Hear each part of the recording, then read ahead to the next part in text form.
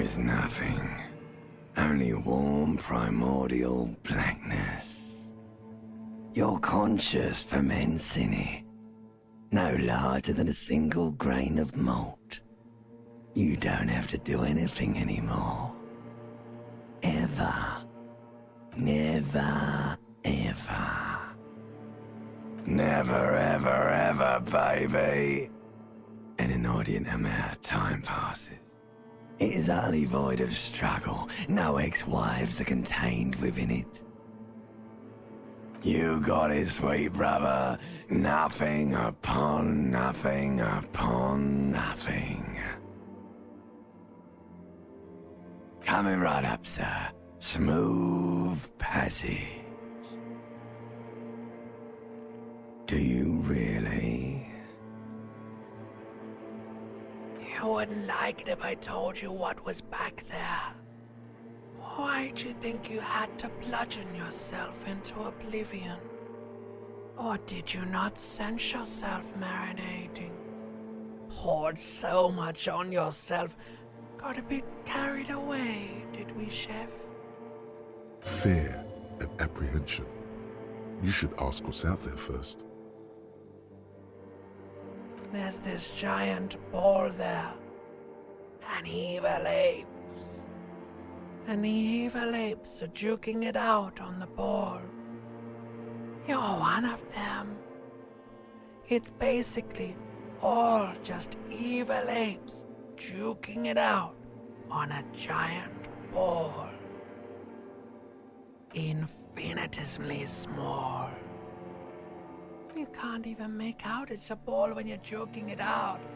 It's that large. Vying for resources is just a stupid expression you picked up somewhere. The part of the presentation you want to take home with you is this. You have to beat the other evil apes in the face, or you lose. Yes, it is. And you drowned in that sadness a long time ago. You lost.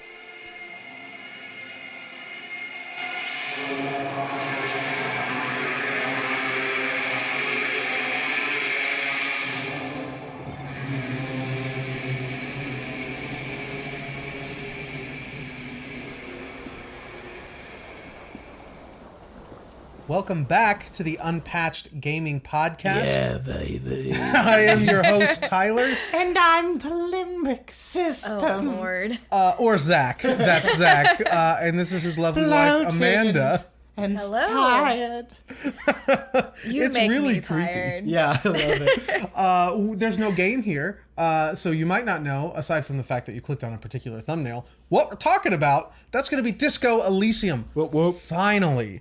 We've been wanting to play this since launch. We were just caught up with the early days of the podcast. We were really busy with stuff and sort of just missed it.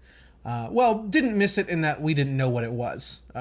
Just didn't have time to play it, but finally, it was the first thing Amanda wanted to play on her new PC. That is correct. And we thought, we're not going to get another chance.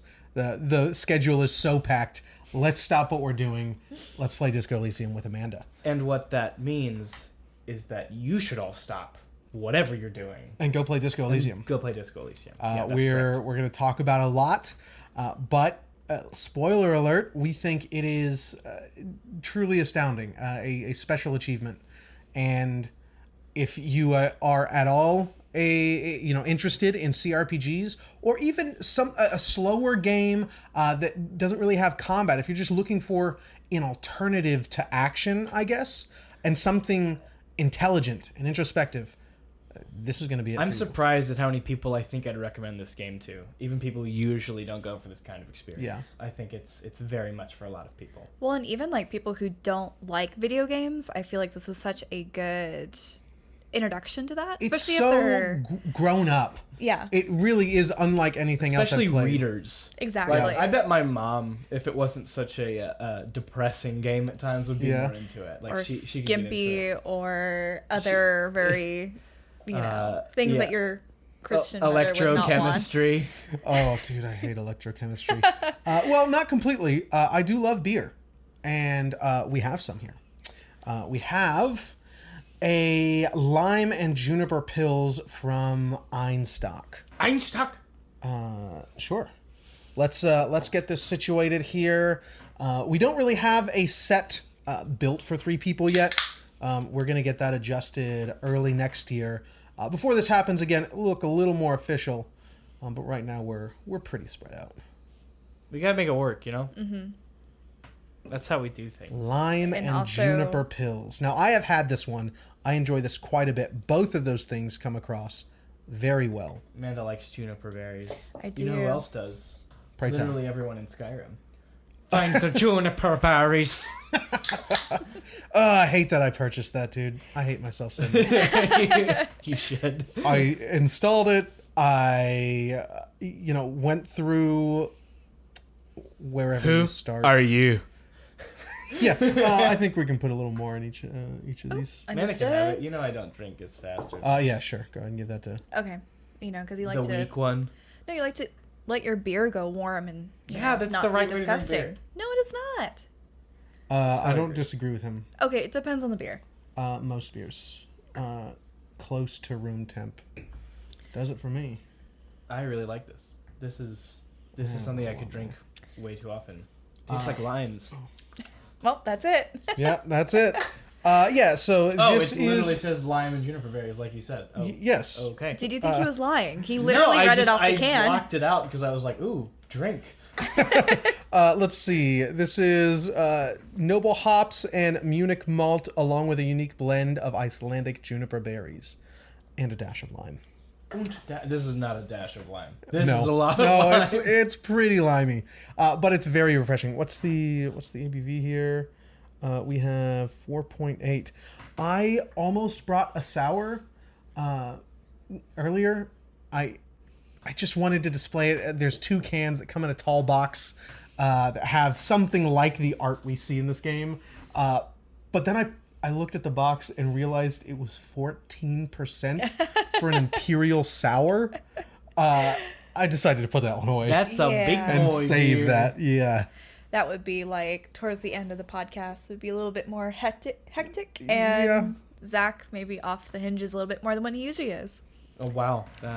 He's pretty reserved. So I get a little heated. I do want to hear, because you are the one who was pushing for this game the most. Why did you want us to play this game together? And why do you want to play it? Just yourself. What interests you? Well, as much to Tyler's disdain, I grew up on Fallout 1 and 2, and those I know Fallout is a very good game. Fallout 4 and 76 are pretty mediocre. I am a piece of real garbage because my wife, who is Fallout's her favorite series, my favorite game in that series is Fallout 4. It's just the one that is easiest to play. Like, I can breeze through it pretty quick, get a super awesome marksman rifle, and just that's my way through. I'm sure it's fun. I've never finished it. I've never finished any Fallout. The computer I was playing wouldn't run Fallout 2 for some reason. It just had some issues. And then I played Fallout 3 for a little while and was just talking to Lucien LeChance, and I thought that was weird because they used all the same voice actors from Oblivion. Yeah. And that's what I grew up on. And then I played a little bit of 4, and I just thought it was pretty simplistic. That's fair. And I see. It's fun. It, like Zach said, it's the easiest to jump into. Like many big blockbusters, it is a game for the working man. Come home, sit down, and shut off. Yeah. With the wasteland. Unless you're Oxhorn. And that's fine. Unless you're Oxhorn. But one of my favorite parts of those games, though, is the dialogue options, the complexity and the diversity that you can have with these characters in the game, and also based on your stats as well. So, Disco Elysium fit all of those checkboxes for me, and I saw it, and I'm like, sweet, this is just like another Fallout 1 and 2 for me. a lot better written. I will say that right now. But I think that's why I've not been saying Fallout 1 and 2 are poorly written. No, but they're a different kind of fantasy, and also are a product of their time. Yeah. Yeah. This game was written entirely. He had some additional help, especially in Final Cut, but by an Estonian novelist. Like this guy, like his writing chops are. He's only written one novel, but the guy obviously knows what he's doing. He's extremely good writer. It shows. This game is. I had to step away a few times and really just, no pun intended, I guess, really internalize what was going on. Excuse me, which is a mechanic in the game. But we'll definitely get to the inner workings there. But I think that's why I was so driven, because I recently got a gaming PC for my birthday. And the first game that popped in my head was Disco Elysium. What's the first game we actually played, though, while you waited for us to be ready to play Disco Elysium? Oh, it did take a little while.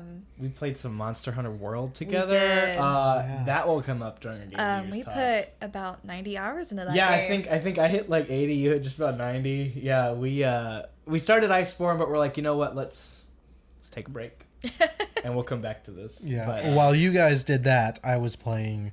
I was finally diving head on into Risk of Rain 2.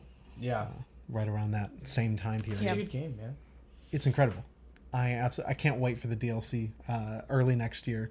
I just love that these and the Dead Cells team, these guys just keep putting meaningful content into their games. Yeah. Like it's some sort of live service game. Nope, just people who love what they do. Well, this will be paid DLC. Sure. This will be a full paid content pack. Even so, though, it looks great. Yeah, we can't all be Hollow Knight. Here's 3 extremely robust DLC packs for free for you because we love you. That's crazy. Hollow Knight is just the best $15 you can spend if you're a gamer. It's so dumb that it's $15. That's crazy. Anyway, all that to say, I have been trying so hard. Amanda's like, oh, let's play Fallout New Vegas. Let's play this. And I'll always fall off. It's not for me so much. I've tried multiple times now to get into these games. One CRPG that's very much on my radar because of Tyler is Planescape Torment. Also because a lot of what they draw from is stuff like Gene Wolfe, who's my favorite sci-fi author. So, it's inevitable I'm going to play that game. But oh my God, you're going to love it. If we play for the cast, I'll do a combat build. Just go intelligence and charisma, whatever the stereotypical stuff is. Just do a dialogue run because like this game, but even more so like Disco Elysium, that is, you get experience for talking and getting further along. Mm-hmm. They're not gonna hold you back if you're not actually just killing things. You get a lot of experience. The game is very well balanced for that, and I think I was in combat 3 times. So it's not good cover art necessarily, but for me that's one of the most iconic pieces of cover art ever. Yeah, it just sticks with me. You can't unsee it. Yeah, but it doesn't sell. Yeah, correct. For me, I remember seeing it. I think it had an odd shaped box, and it just looks really ugly, and at the time supposedly did not sell very well.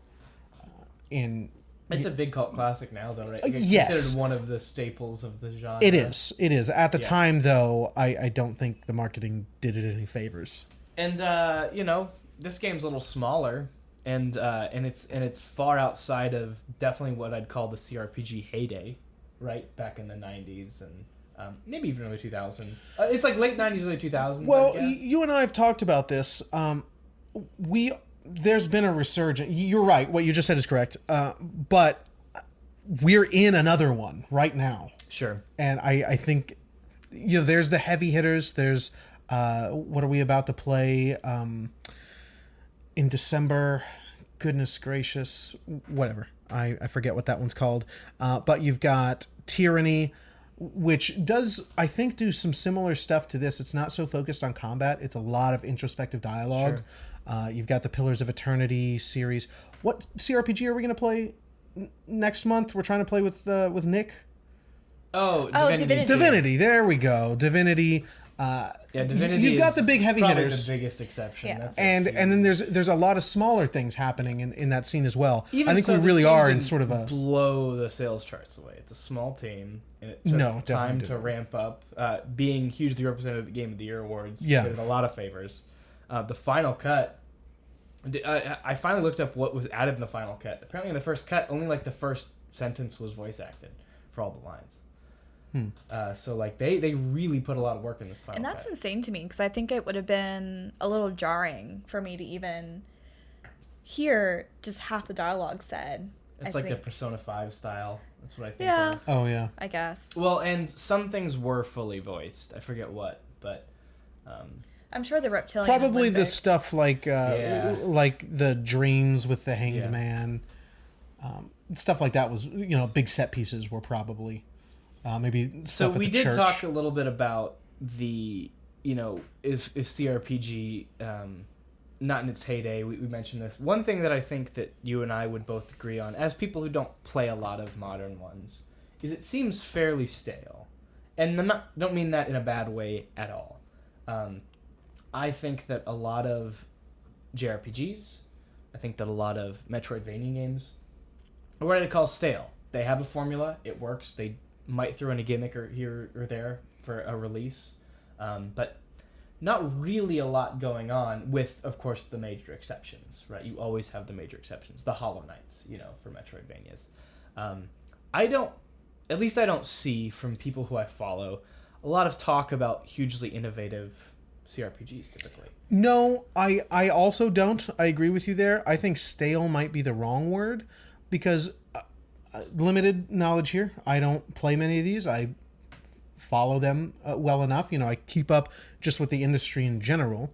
And what it looks like is each series is sort of has carved out a space for itself.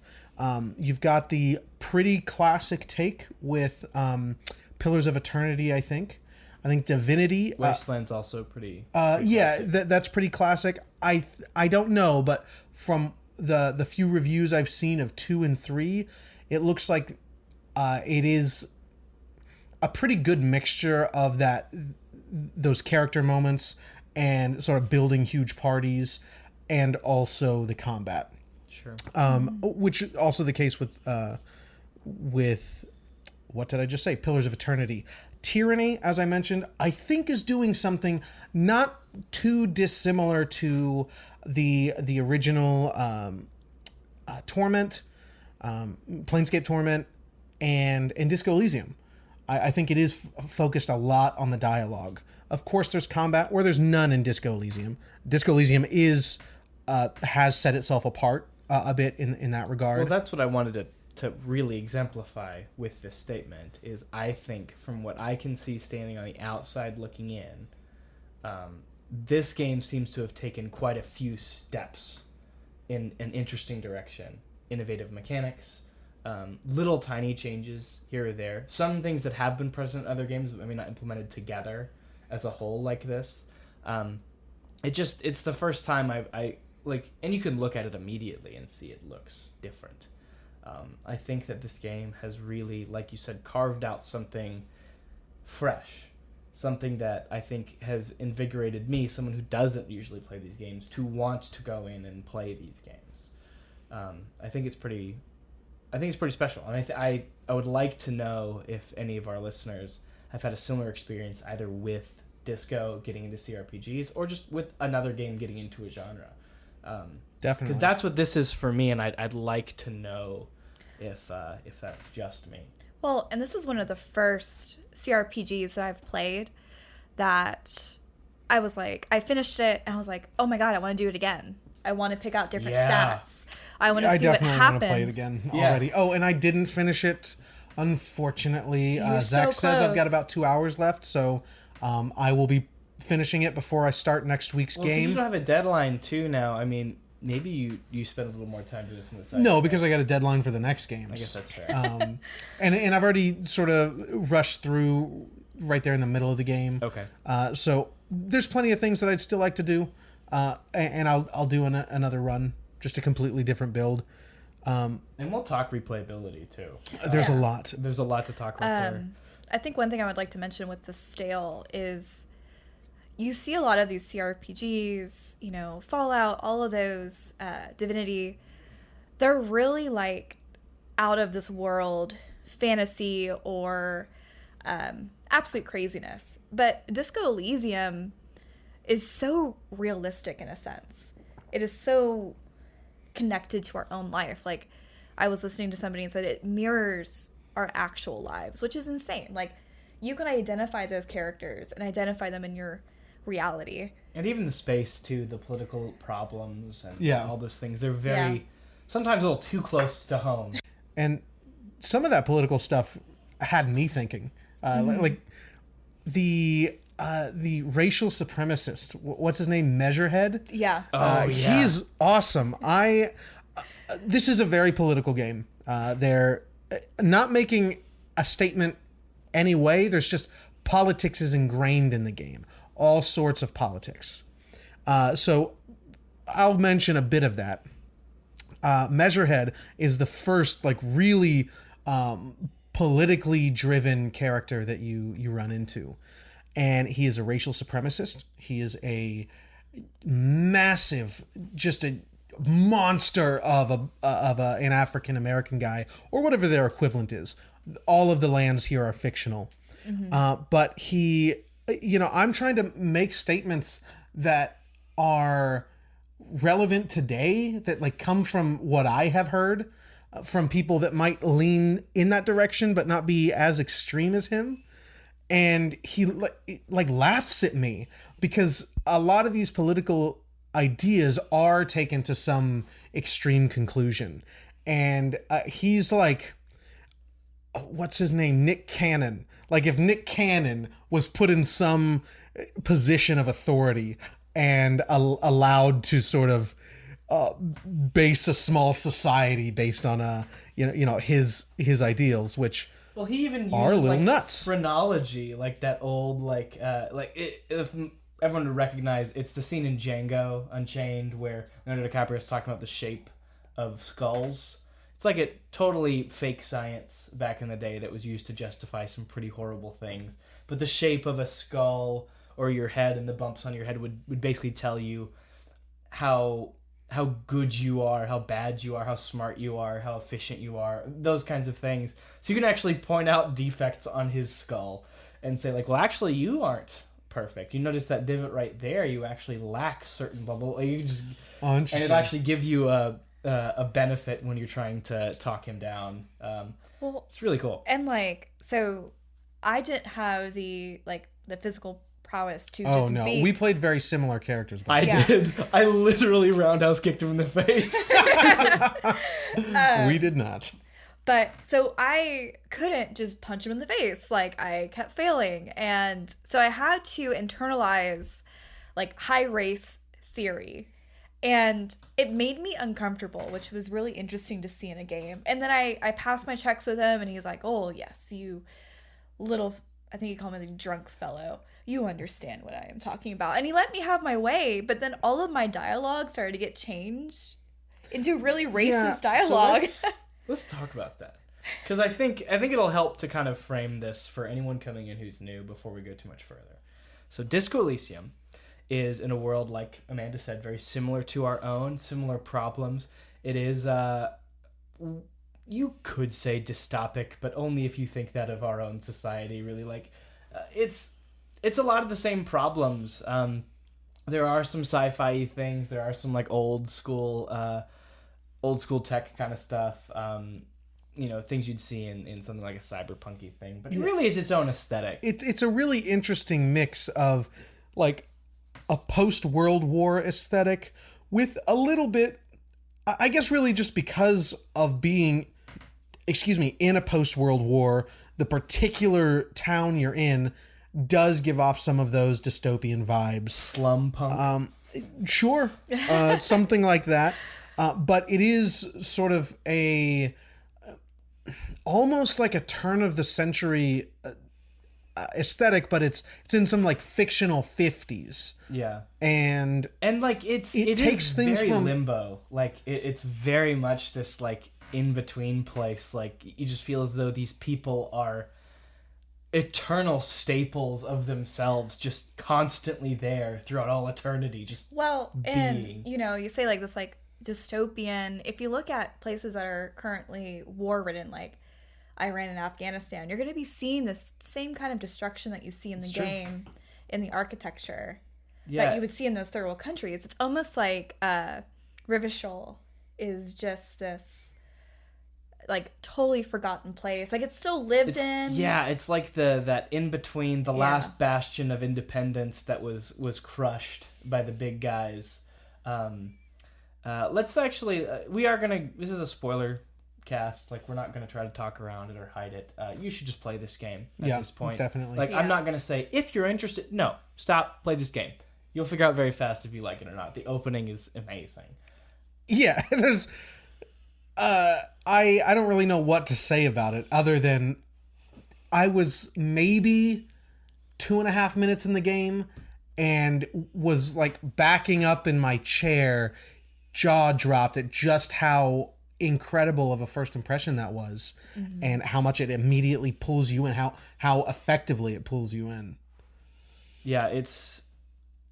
Oh my gosh, I can't. Yeah, I could talk about it all day. It's amazing. But I have this here. I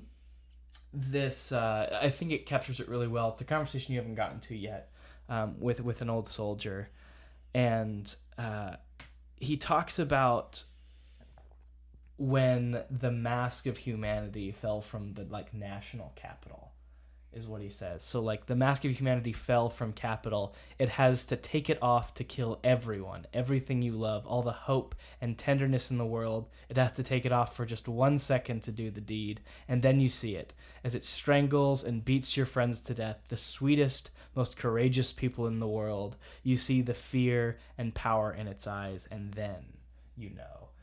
And it's that kind of this unbeatable force just plowed through this place, right? And it's been multiple different times, throughout history. This is just the most recent. And you still see bullet holes in the walls from executions and all these different factions. And it's just so well presented as this place that is not even broken but rebuilding. It's broken. People live there. It's given up, really. Yeah, and it's that weariness. I love it. It's such a good setting. And Amanda, tell us about the character. Who are you? How do you start the game? So you start the game, and again, this is my understanding of not really looking up a lot of stuff, just experiencing. You start out dead, and you have to have the will to be alive. Yeah, it's the sleep of death kind of idea. Yeah. And you wake up hungover. Well, at first, don't skip it. You're talking literally, your reptilian brain and your limbic system are trying to convince you to not get up. They're trying to tell you it's not worth it. In fact, to get up, you have to tell it, no, I want bright and searing light. I want pain. I want things from people who don't want to give them to me. And I was like, I just stopped. I was like, well, there's life. Yep. There it is. Thanks for summing that up in 3 sentences. Yeah. Estonian novelist. But you have that really complex interaction, and then you get up and have to find your pants. Your tie is on the ceiling fan. Yeah, and you can damage yourself by trying to get it off the fan, and not you hit your hand or whatever. You're just sore and you moved a little too much, and you take physical damage. It's incredible. I mean, and it's a bender. You look in the mirror, and even your limbic system, I believe, is you don't want to look at the mirror. You don't want to see what's going to look back at you. When did you guys finally look in the mirror, or did you at all? I did right away. I had to see. Oh, really? I did too. I didn't until earlier today, so halfway through day 3. Yeah, the expression. Well, and just it's you're bloated and on the verge of death, grayness is seen in your skin, you're a corpse. Yeah. But you're just this drunken washout with amnesia, which I think is very important to the game. A very extreme form of amnesia. Yeah. You have no idea who you are. The Joyce has a name for it, where you also forget not just forget your own memories, but forget important things about the world you live in. Like if I forgot what the United States was and, you know, what a president is. Yeah. There's a name for it. I don't remember what it is. I don't know. Very extreme amnesia. I think, did they say socioeconomic? No. It was some, that... no, it was some sort of crazy, like, Yeah. I don't know. Anyways. Yeah, I don't even know if it's a real term, but there's something else. And there are a few times where there's a sort of a side quest you can go on to learn about reality just from various people. From a 15-year-old girl who works at a drugstore. She can teach you about reality. And she's like, economic reality? I mean, I work here and it's boring, so I guess that's a reality. I didn't do that. That's incredible. Yeah, it's very interesting. And like even like my first interaction, which later on in the game I was like, oh my god, it was a total blunder. But there was a lady that was standing on the stairwell that was kind of outside your room. And she's like, well, good morning, officer. And you're like, I'm a cop? And of course I said that. Yeah, so did I'm I. a cop? So did I. And she's like, yes, you are, aren't you? Like, are you sure? And you have to like try to collect yourself. Yes, I am. Yeah. In fact, I am. I was testing you. And really the main thing that's going on that is immediately engaging is, you know, the game starts your reptilian brain, your limbic system. And as you're now awake, you have 4 different categories of your psyche all split into, what is it, 6 or 7? Something like that. Yeah, 6 or 7 different individual pieces of that section of your psyche. So you have your intelligence, your psychology, I think, PSY, psychology, your physicality, and your, I don't know what that last one is. The yellow. Dexterousness. You're like, basically yeah, presence, I forget. you know, what would be dexterity in D&D, basically. Yeah. And each one is, depending on how you started and what you level up throughout the game, these things have active roles, but they also have passive roles. Like, if you succeed on this passive role during a conversation, they'll pop in and, you know, give some and input. it's all happening under the hood. Yeah. And they'll just throw in some input, and sometimes they'll argue with each other. Like, Yeah, you know, I really like let's see, authority and drama sometimes argue with each other. Drama will come in and say, no, why don't you let the boring one step aside? And then authority will try to like come back in and like, no, he's a loose cannon. I think you should do this. And then if you've got some other things like suggestion will be like, listen, this is the situation. Look at her face. I think maybe you should go with this. A little more level-headed, but yeah, they argue with each other, and it's or they sort of like each other and are friends, and will like call each other to the conversation. It's really awesome. Each of your skills are a fully fleshed out character that you can foster a relationship with. and there's just some really unique ones. So my favorite example is, just because you picked physicality doesn't mean you're dumb. Like, physicality has an intelligence to it. You know, the awareness of pain, your pain tolerance, is actually a very intelligent character, able to identify like things like emotional pain and like, you know, what's going on in your body as you just took this drug or whatever. And even it's not just your own pain; it is actually other people's pain as well. Oh, that's a good point. That's a really good point. Yeah, definitely. Endurance and pain. And then shivers is my number threshold one favorite. It's literally just the hairs on the back of your neck. That like gut intuition and your connection to the space around you. Some of my favorite parts of the game are just going through, I mean, really 45 minutes of in-game time of shivers telling me about this place that I'm in.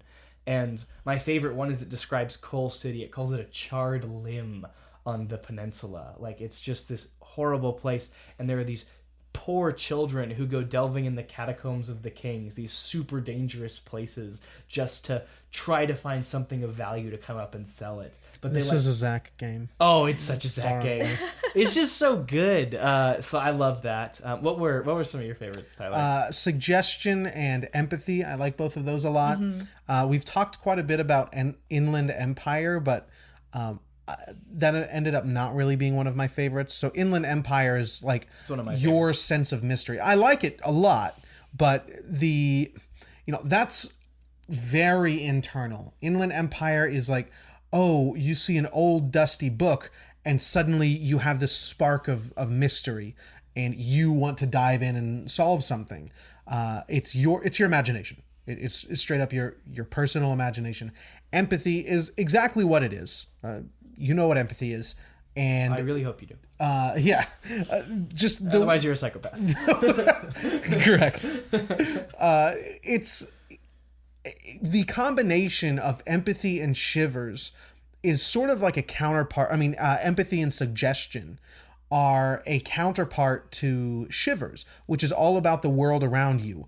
Just the way the air is blowing in this space. Suddenly it's getting quieter.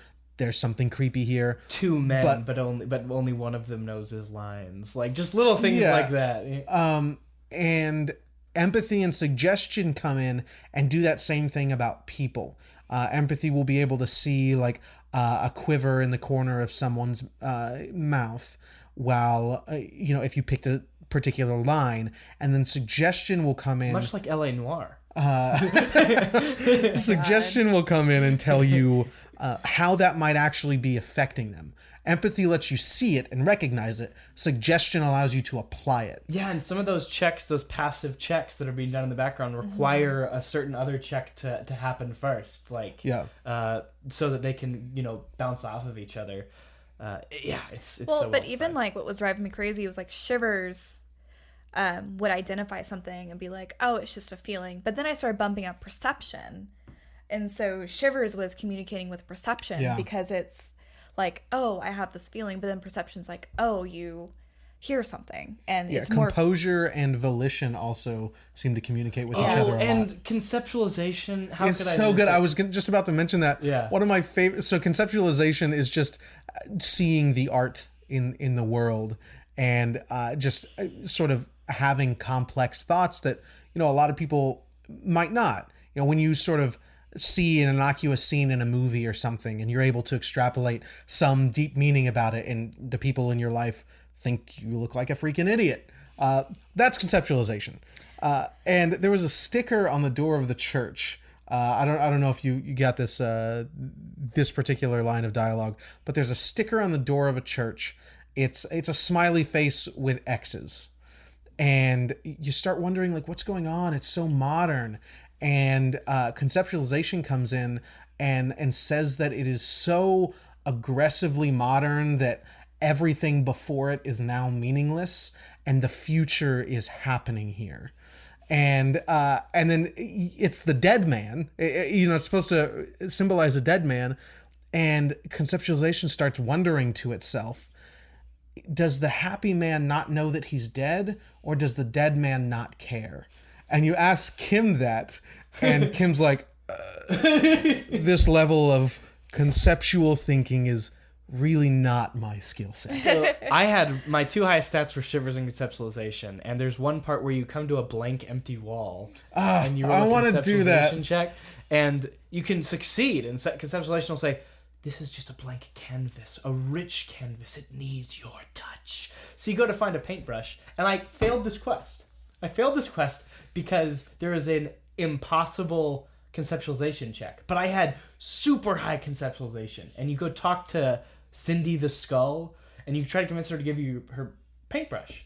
And apparently I looked it up. You're supposed to fail this check, and so I was like, oh, an impossible conceptualization, I can pass that, and I did. And you describe this incredible monumental work of this phoenix that you're gonna like draw in flames on this wall, and she goes, yeah, I can't handle that competition. And so and conceptualization's like, yeah, sorry, I think I overdid it there. What are some of your favorites, babe? Like, definitely, I think empathy was one of my favorites, and I had that intention because I knew I wanted to understand a lot of the emotions that were happening in this. Like, oh, this is a dialogue heavy game. I want to be empathetic. But also, I think one that really was jarring to me was the electrochemistry. Yeah, I hated electrochemistry. Really, it makes complete sense for the character. Right. I did not like what I was trying to shape. I hated it. Well, and I think I really think electrochemistry really played into the character, because it's more like, I see any kind of drug or alcohol, which a soggy cigarette in an ashtray. Or literally any mention of a party. Electrochemistry under the hood, like, I think it's scripted. A lot of the electrochemistry, it is who you are before you woke up. Was, you know, every skill point was put into electrochemistry, which is your proclivity for drugs and partying and destroying yourself. And even in moments where, like, you're talking to, I think, a younger girl about a particular party, which she was raped at, and because you mention, or you heard mention of party, electrochemistry jumps in and is like, yo, you could use a party. Ask her if there's going to be another one. And she's like, you're asking her about a crime that's been committed, that's been, you know, transgressed upon her, if you say it like that. And it's just such a piece of trash. Yeah. But what sucks is, like, I felt that way before. Like, not that, but you know what I mean? Like, just my body will just come in every once in a while and just want something totally unnecessary and out of context. And it's like, no, we need to not be doing this right now. Yeah. Well, and I think that's like the electrochemistry is like really, really dissecting who that character was before. Yes. And I understand that point of it. Yeah. You can. I did not. In fact, so I didn't, and we'll get to internalization, but there's something you can internalize where you stop drinking. Like, so I didn't drink at all during the game, and then I think I said no to electrochemistry enough that a thought comes up. And I'll just take the time to explain this right now, I guess. You have a thought cabinet, and as you behave certain way, respond with certain dialogue options, a new thought will come up, and you can choose to opt in and accept it. And once you do, you go to your thought cabinet. It's, I think, 15 spaces, and you can choose to internalize the thought. As long as it's not completely internalized, you can remove it at any time. And there's a certain amount of in-game time that needs to pass with you internalizing this thought for it to be complete. Once it's complete, there are some permanent bonuses or drawbacks that occur because you've internalized it, and it will now cost a skill point to remove it. Do some of them have permanent negatives? Oh yeah, so I don't chose to internalize stop being an alcoholic. And you have like -2 physical instrument while it's being internalized. So a lot of them are negatives while they're being internalized. Mm-hmm. And then when it was completed, there's like one benefit and then like -1 physicality across the board and like a couple things. It's like, well, you've done it. Now you get to spend the rest of your existence in constant boredom, thinking about what other people think about you, not being able to block out anything. I hope you're happy. Like, you have to like now live with yourself as a recovering alcoholic forever, which is how every alcoholic I've ever talked to who's in recovery, none of them say, yeah, I'm good now. Like, they all say, no, it's like constant. Yeah. Like constant. Yeah. And it's perfect because now you have to live with that. But because I did, I now get certain dialogue options with Kim or with my precinct or people around me because they're like, I thought you drank a lot. And it's like, no, I'm done now. Are you sure? No, like, and Kim will be like, yeah, no, he hasn't had a drop. Like, as you internalize, it's not just affecting your stats, it's quite literally opening or closing certain dialogue options for you because of who you have acted like and then chosen to internalize about yourself. Yeah. What a great mechanic! It's really awesome. Yeah. It's really incredible. Did you have any more that you wanted to mention? No, I really don't think so. I think logic was really important as well. But I think that's just solely on like it's more about the investigation. I think logic is because logic and visual calculus helped with the investigation so much. I had both of those really high, and anytime one of those came out, I just breezed through. And I think even like I was like, well, this check isn't that important, but then I realized like certain actions I did either helped me or negatively affected me later on in the game, like letting the Kelsey? The girl in the silver jumpsuit. I don't remember her name. I don't know how to say it. The girl in the silver jumpsuit? Anyways, obviously you don't know what I'm talking about. The girl on the rooftop. Oh, Clashia? Thank you.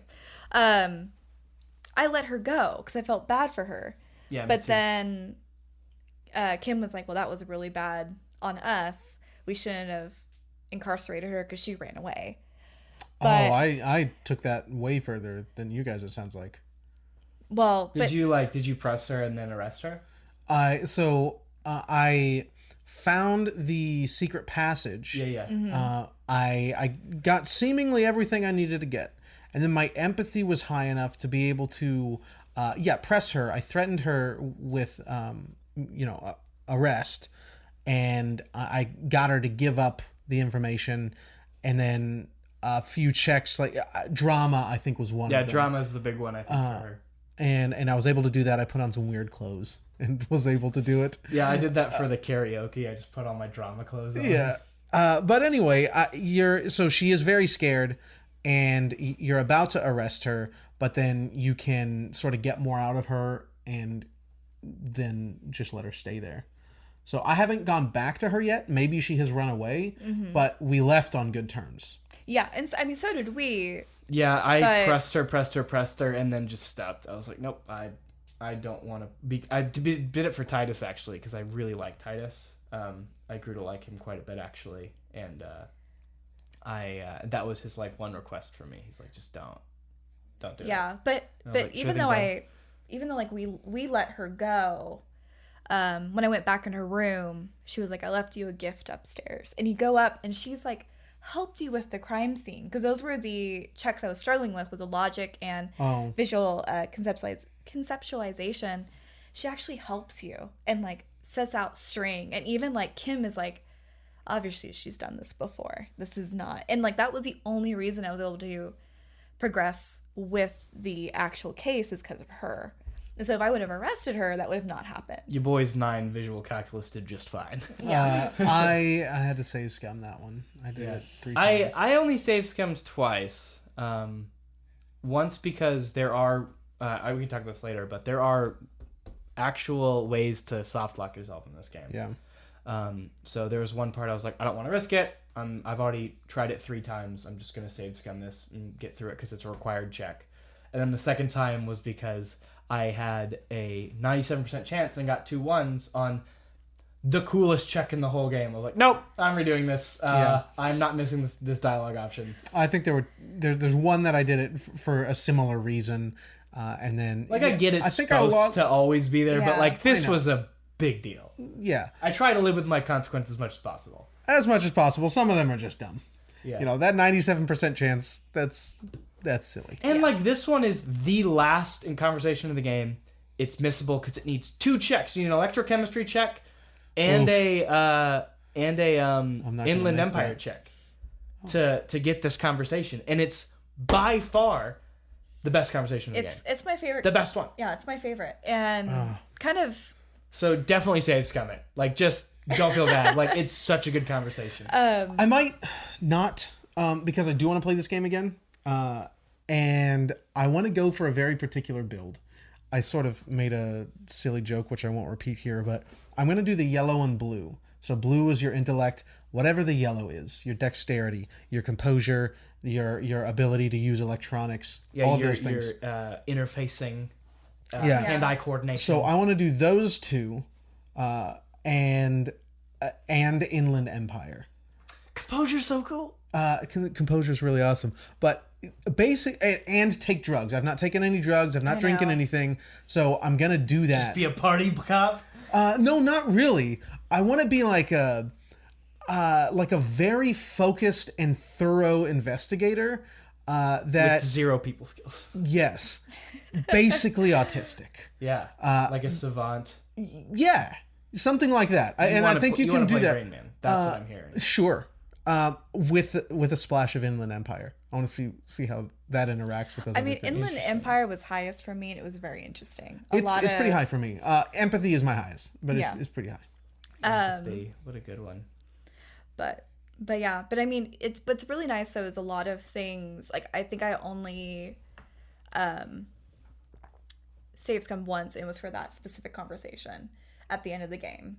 Because, but what's really nice about the game is that you can also level up your different types of skills, and you can retry checks. Yeah. So like if you like Measurehead, that's a really good example at the beginning of the game. You try to smack him, doesn't work. You get like beaten up. You can go back. So if now you it's put, locked, right? Now it's locked because you Right. tried it, and But this is a then- white check.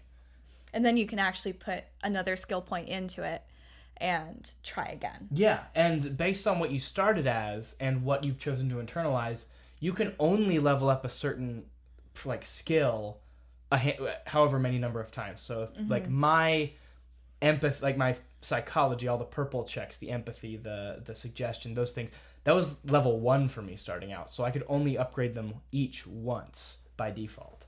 So I only get 1 retry with those. That was the case for the blue ones for me, and the yellow. So Yeah. I went purple, red, and it's interesting. It looks like the pre-built selections are things that kind of argue with each other, like a lot of the red things with the purple. Those don't seem to agree very often. That's cool. I don't know what the other combinations are. I did 5 intelligence and 4 pain threshold, 2 2 dexterity and 1 psychology. Because I knew y'all were going psychology, so I was What like, yeah. is the dexterity? I forget. It might just be dexterity. It's not. It's definitely All not. right, I'm gonna look it up while you Sure. keep going. Like the first one is intellect. It's Yeah. anyway. But also, like, with the yellow stuff, I realized, I think in the beginning of the game, I was like, this isn't really important. This really isn't adding to the game. But Motorics. That's right. But when it came to a lot of the end game stuff, I was like, oh my God, I'm so glad I put, like, into hand-eye coordination. Yeah. Because it saved a lot of my favorite characters. And, like, I don't have any hand-eye coordination. so good luck with that. I have composure. I think and Zach some perception. failed a lot, too. Yeah. But also, I say I want to do all these things. Skill points are hard to come by because you need 1 to upgrade any of the skills. Yeah. Then you need 1 to... so there's 4 things you can use a single skill point on. Upgrade a skill. You can internalize a thought. That doesn't count as a skill point. You can just internalize. I don't think that's the case. Yeah. It's to unlock a slot. Yeah, to and unlock a then slot. internalize. Okay, so 3 things then. Yeah. So you- Sure. Positive, 100%. Yep. Because I internalized and forgot like 10 things. I would internalize it, stop it halfway through, pull something else in. Okay. So then 3 things. Unlock a slot in your thought cabinet. You start with 3 of the 15. And then if you want to forget an already internalized thought, you can stop thinking about it. But once you have completed that, it's locked in until you use a skill point to forget it. So you've got those 3 things, and they're kind of hard to come by. So I'm wondering that because I know me and Zach took, I took 6 days to finish the game. Like 6 days in the game itself. Yeah. There's a night and day cycle. Zach took 7. You're pretty much where we are, but on day 3. Yeah. So I'm thinking that maybe why you're feeling all the experience points are hard to come by is because you're not hitting a lot of the side quest. Yeah, I have a lot of them started. Yeah. But so, we're on a schedule for this podcast. Last week, I just was not feeling anything. I was watching movies. Zach and I have both been jumping into movies a lot lately. And I wasn't really playing anything. But then I started this Sunday evening. I put about an hour and a half in and was like, oh my God, what have I done? No, I lost a whole week. So I'm behind. Like we were going to play Cana as well, which I would have had plenty of time for. And then this being the holidays, we had 2 Thanksgivings, I guess kind of 2.5 Thanksgivings. So just no time. I did not give myself enough time. Such is life. And that's what this game does to you as well. Yep. Is if you're taking, like I was hunky-dory. I was like, ooh, I want to go talk to that person. I want to do this side quest. Amanda probably did most of everything. I want to go buy a random dice from this random girl that is in the She's so cool. Oh, furnace. she's The Dice Maker is my amazing. second favorite Yeah. conversation in the game. But Yeah, she's really awesome. What are some of your favorites? Just general conversations. definitely the Dice Maker. I Yeah. think that's a That one at the end. She's one at probably the a fan end. favorite. and You guys know, like anyone who's played it, you know the conversation I'm talking about.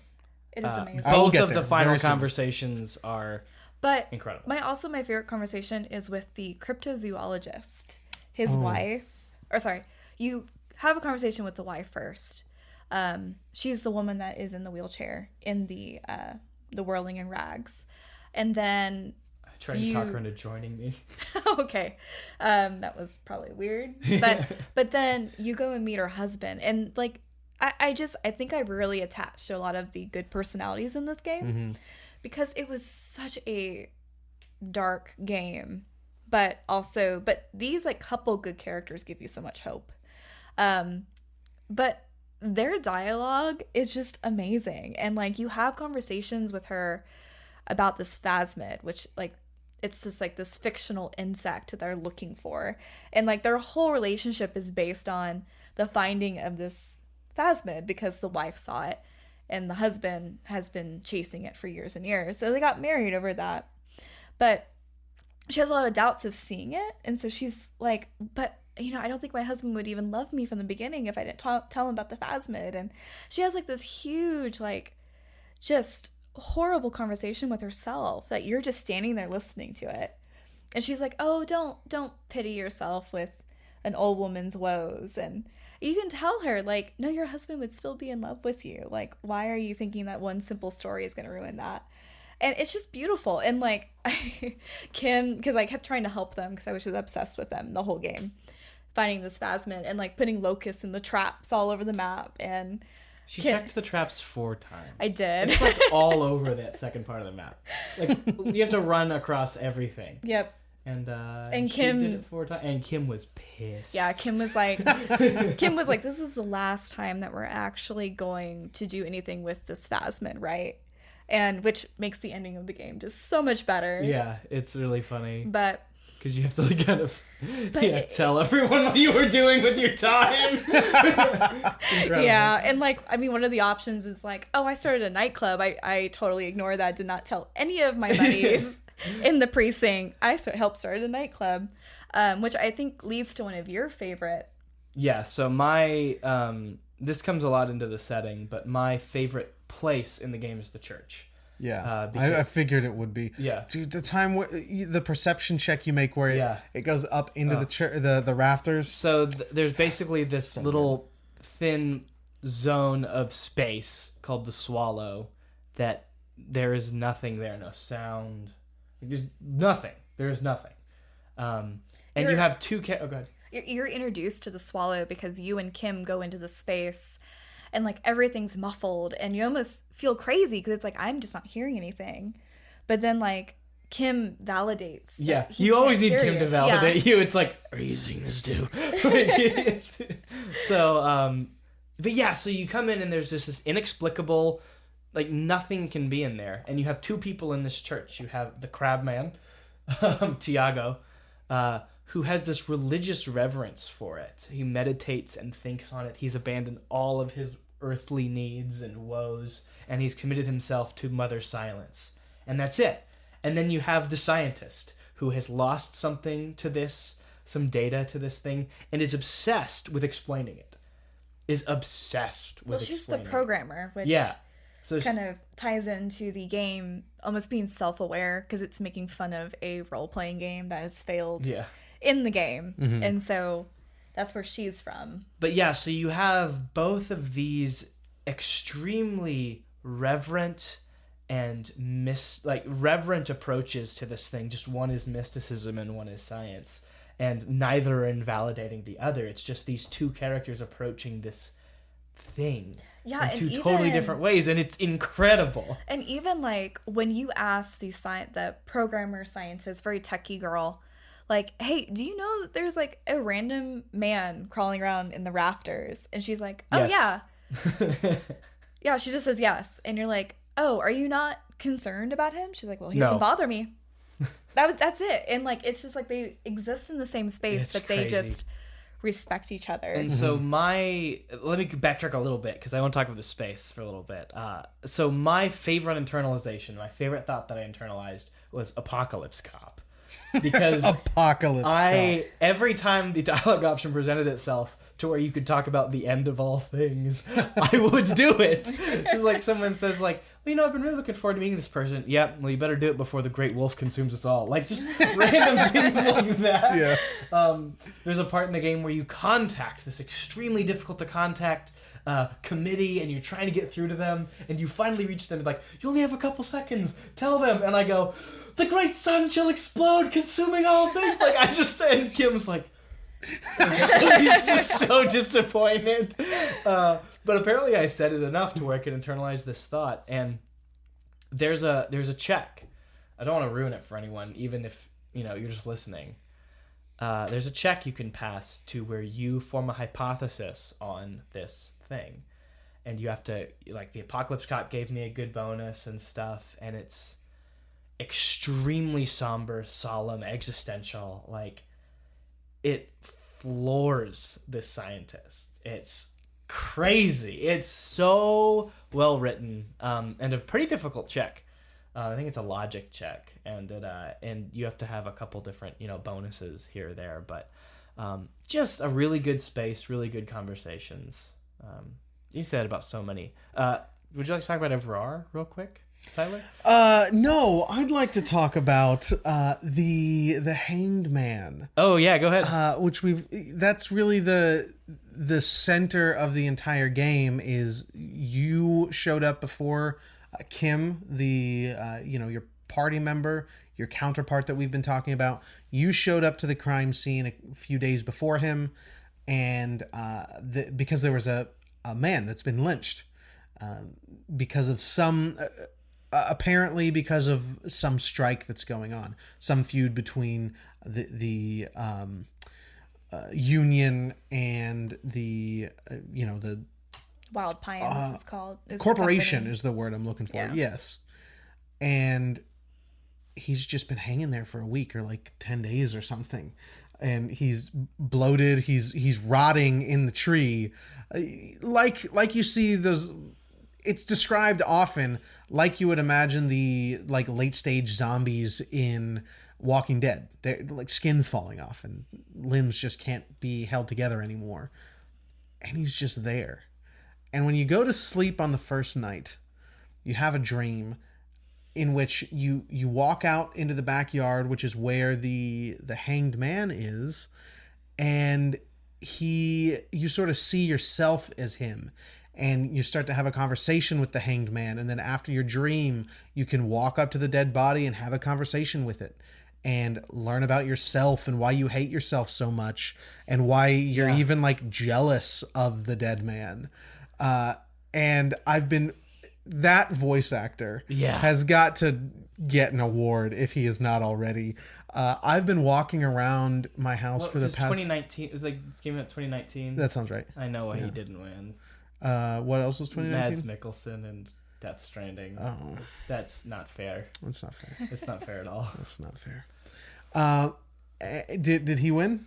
Yeah, of course, Mads Mikkelsen won. Of course he won. That's Mads Mikkelsen. I hope he was. This guy was nominated though. Yeah, I'd like to look to see what everything it was nominated for. But I've been walking around my house, and every time I do something that's dumb, I've been reprimanding myself in that voice, and I've decided. So we're about to start a D&D campaign. I'm going to be a bard. That is going to be my vicious mockery voice. Oh my goodness. And that guy also deserves some. So he should have been paid more because it really hurts your throat talking like that. Yeah, dude. But that whole conversation was amazing. And just the dream sequence in general, I loved it. That was one of my favorite parts. But there are two others that really take a step back to show everything that did happen before you woke up. You can go into Kim's car after he arrives and call your precinct on his radio.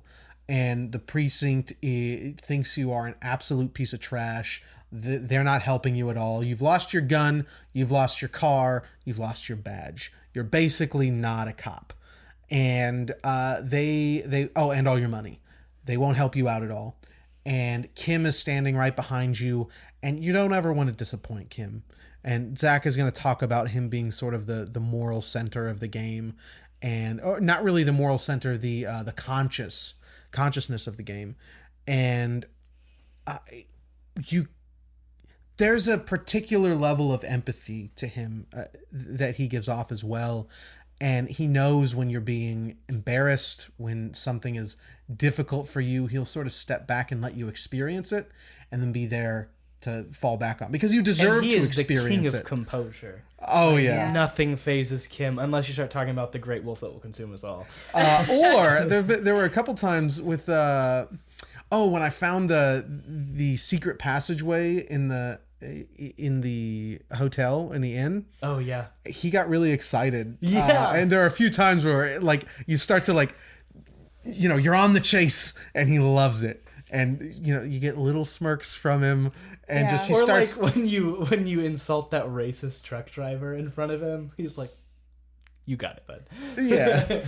Well, one of my favorite things I think that shows like Kim being a really interesting and in-depth character is there's two punks basically that have jackets that are definitely not PG enough to say on the podcast, but one of them is about certain things with the world, and the other one is about peeing, and it's just weird.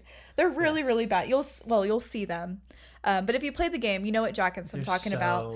They're super infamous, like famous in the game. But I was like, I want those jackets. And of course, I was thinking that Kim was going to be like, no, this is silly. This is, the really logical part of this game. And they want to be gang members, but they're not quite gang members. And for the gang in the game, if you pretend to be a gang member, you can get killed. And so I start telling him like, oh, you're going to be a part of the Skulls, like really loudly and like vocalizing this. And Kim joins me and like starts screaming about, oh, well, these two guys are going to be part of the Skulls, everybody. Like, and I'm like, what is Kim even doing? And I was like, all right, I'm going to go with it.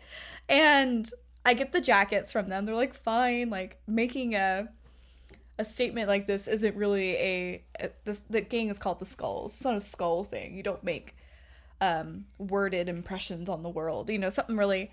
And I was like, oh, okay, Kim, like what jacket do you want? Do you want this one or this one? And he's like, oh, I don't want either. I just didn't want them to have it. And that was it. That was the entire conversation with him. But he just rolled with it. It's absolutely amazing. Well, that's a good jumping off point, I guess. Like Kim is not your typical companion NPC. Typically, in video games, the companion NPC is the one who gives you direction, tells you where to go when you're not sure. But Kim is very much a character, and he will give you direction, like because he's there to solve the case. You share a goal, hopefully. Hopefully. Yeah. He's there to solve the case, but he's very much a character. He comes to incorrect conclusions. He makes mistakes. He has biases. Like, you have to take those things into account. You have to get to know him to make the most informed and best decision. That's the way those games should be made. Yeah. It's so clean. And like you said, he's more your conscience, but like a real human conscience, a biased one, a one with, thoughts and feelings of its own, with ideas. And flawed. I mean, I think like one of the beginning examples of Kim's flaw is when you have the man who's lynched, and you're like, well, why can't we just shoot the rope down? And so I had Kim do it first, because Kim had his gun. I was like, I don't want to take Kim's gun. Kim tried, but he has poor eyesight, and so he misses. And like he's really like downtrodden about it. And so I didn't mention it. Like, you can mention it, like, oh, like, you can be, total douchebag. Yeah, douchebag about it and say, not to Kim. Kim's my boy. Right. Yeah. But I think that's one of the first examples of Kim losing a little bit of his composure and you having to step up. Because then I took the gun, I shot, I hit, and it didn't fall down because of the material of the rope. And we found that out through that. But the tribunal, which is part of the game, there, Kim does end up shooting, but he succeeds, but he has to take a second, which in that second you get hurt, and he has major guilt about it, and he tells you about it. And like, there's just a part of if you're close with him, you could also he could also just hate you. Yeah. But I don't have the heart for that. We're pretty close. I think my next build will not be as close, because, and I don't mean to be rude, I have a few members in my family. I've grown up around many people who are autistic. I don't mean to be rude, but I do want to have those conversations that lack empathy, that don't quite understand. So if the dialogue option presents itself where I could call out his lack of eyesight, but as a fact rather than as teasing him, That's the kind of character I'd want to play. Yeah. And he probably wouldn't really jive with that character. Oh yeah, I mean, like my next playthrough is probably I'm gonna do all the drugs and I all want the to try to alcohol. get that Rockstar cop one. That's one of the cop types you can be. I've already done the Apocalypse cop, so I got it. That's got to try that next. That does sound fun. I really thought I knew where the plot was going, but it just totally scrambled it entirely. Like all my expectations, all the evidence, I was totally wrong. Even in my own thoughts and like, okay, this is where this game's going. Okay. Totally scrambles it. You're just like, what? Yeah, it does pull back. He's a novelist, you can tell. Like he pulls it back to a very poignant, like out of nowhere, like, oh, this is what we're talking about. He's really good, man. Back to dialogue option or like just conversations in general. I didn't finish those two thoughts. The times where you pull back and see what was going on before. When you're calling your precinct for the first time, there is so much shame that washes over you. Every dialogue option for whichever skill you're in is sort of drenched in shame, and Kim sees that and is able to console you a bit. But on the third day, you're able to sort of fix a bridge and cross over to another part of town, in which you see your car has been shoved into ice on the lake. And a car, and you decide to hang out for a little bit, wait for the low tide, and just see what's going on there, and you see what starts happening. The tide starts to recede. You can see the number 41, and there's a litany of dialogue options. All of them except for one are in denial, and I understand what's going on, so I sort of have this moment of shame, and he's able to be there, and instead of saying, yeah, that's crazy, you drove your car off a cliff, he's talking about how the machine doesn't really mean anything. You are worth more. There's the police work you're doing is worth more than this car. It's genuinely good police work, and I think you're more than this moment. He's pretty nice to be around. Oh, he's a delight. He's a delight. I couldn't agree more. He's so awesome. But let me, I guess, move on. There's a couple things that we've already talked about around a little bit that I'd like to kind of elaborate on a little more. And it's kind of, so there are usually multiple ways through a situation, but sometimes there's not. And this is probably my only gripe with the game, there are some required checks that the only thing you can do, it has to be an authority check. It has to be a shivers check to progress through the video game. And that bummed me out a little bit because I almost actually soft-locked myself on an authority one because my authority was so low. It wasn't true soft-lock. I would have just had to go have more conversations, do more side quests, and then take some drugs and to raise my cap for authority. Yeah, you're given the runaround if you can't do it. So there are a few checks towards the end of the game where, don't really feel bad if you save scum them. Yeah, so that being said, though, I think the way they handle checks is amazing. So we talked about white checks where if you level up, you can try again. There are red checks. If you fail it, that's it. It's something that crosses a line typically, and so that person shuts off or, that area is no longer accessible because you broke something. Those kinds of things. And a lot of times, like for example, if you're trying to work with Titus, and you're trying to intimidate him to like basically get him to back down, show that you're the authority here, you're a police officer, and he needs to comply. If you just make that the first time you meet him, it's like a really, really difficult check. Maybe if you have really high authority, but most people are not gonna feel comfortable making a 18% check. And, in any other game, you just try it. Like, what the hell, let's just try it. But in this one, you don't, because there are things you can do in the world that will increase your chances with that check. So if you have found out some dirt on the hardy boards, or if you've discovered how many boots were there, or that it was a calm procession to the body, all these little details in your investigation will give you +1, +2, +3, +4 to that check. It's a paradise, basically. It's pair ones always loses. pair of sixes always wins, and it's all the numbers between there, and you're having to meet that. But it'll give you +1, for all these things. I think that's an excellent way of handling it. I know it's not new to this game. I know it's been done before, but I think it's communicated really clearly and already building on top of the skills as part of your own psyche, and playing to your own strength and getting these checks.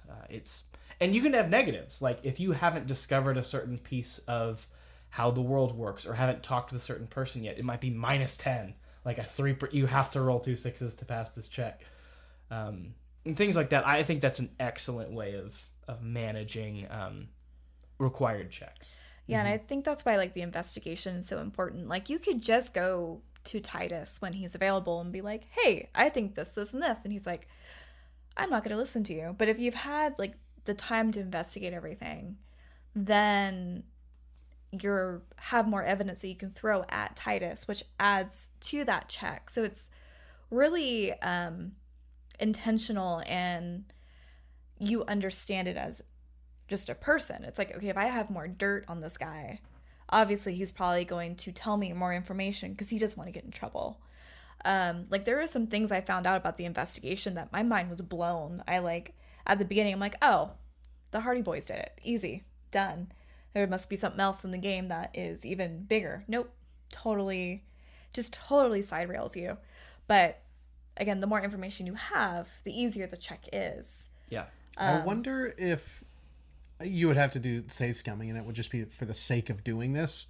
Not really a fun way to play, but I wonder if you can solve the mystery on day 2.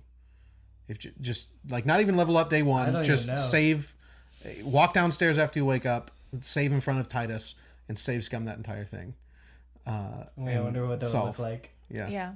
That'd be crazy.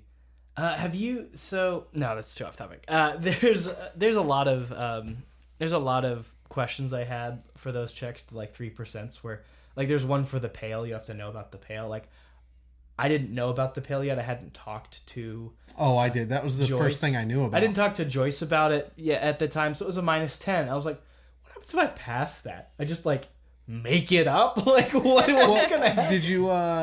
Did you know like some divine light shines on me and it reveals it to me? I found that the first really like deep dive I did was in the bookstore. I looked at all the books, and there's a book on the pail there. And then and I didn't get it because I think you have to have a certain like it's a hidden check somewhere that you have to be able to see maybe. It. And I didn't have it. Yeah, that's I think it's Inland Empire actually. Yeah, that sounds right. I with the mention of the library, I didn't do anything in the library. I literally just was like, this lady was like, oh, like there's ghosts and there's curses. I literally just pulled the blinds open, went in the back, and just never went back to the bookstore. Oh, really? I didn't You went back and lied to her and said, oh yeah, we got the curse is gone. I did my ritual and we're good to go. I told her just Inland Empire, it sort of pushed me to do it. But I told her that there's more to the situation. And now I'm going to go tell the owner of the manager of the inn as well. Which is called the Whirling in Rags. I like that a lot. That's got to be one of the greatest names for anything ever. I want to name my child Whirling in Rags. That's just so good. Yeah, you can buy board games as well. You can buy a role-playing game and then some sort of like Settlers of Catan situation and just play them. You can play Settlers of Catan with Kim, and it walks you through the whole game with the dialogue, of course. You're not actually playing it doesn't like a change minigame. camera. Yeah, it's not a minigame. That's it. But he gets pretty excited about it. And you have to, I think you need it's a logic check or something. You have to be able to convince him to play it. Convince him that, hey, I think you're getting a little stale. I think you need to step back. Just let your mind work on something else. That's funny. And he's like, you're right, let's play. 6 hours, we can do it. Yeah, it's 1 to 6 hours. I love the that time he passes. gets into it. That's fantastic. Yeah. Really quick. Oh, wait, this is...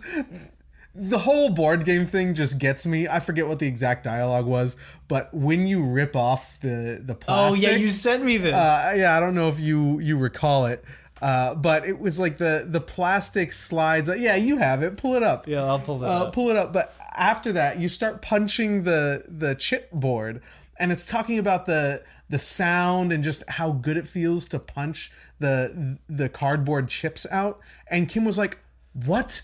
You didn't offer to let me punch the chips?" Incredible. That's the most Tyler thing I've ever heard. Yeah, it is. The plastic wrap rips off as easily as a bodice in a tawdry historical romance. Oh, it's so correct. It's incredible.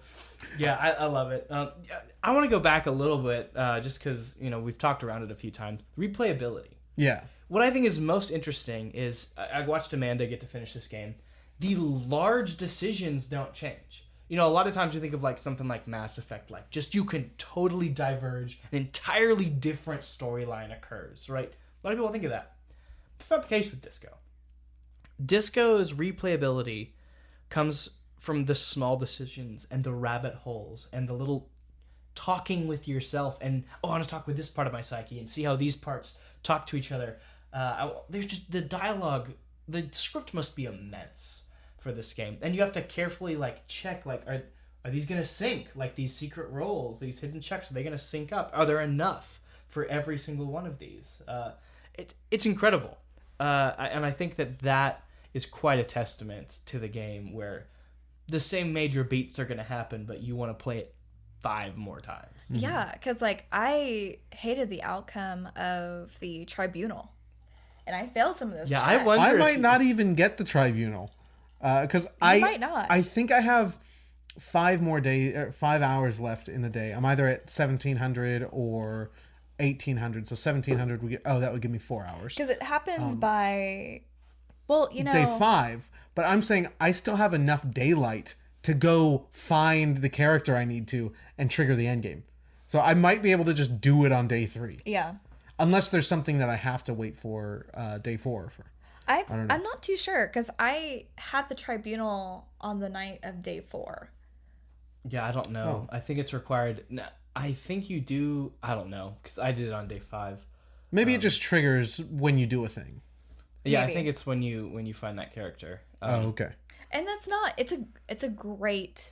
That's my question. I wonder though if it's possible to get a perfect outcome. I highly doubt it.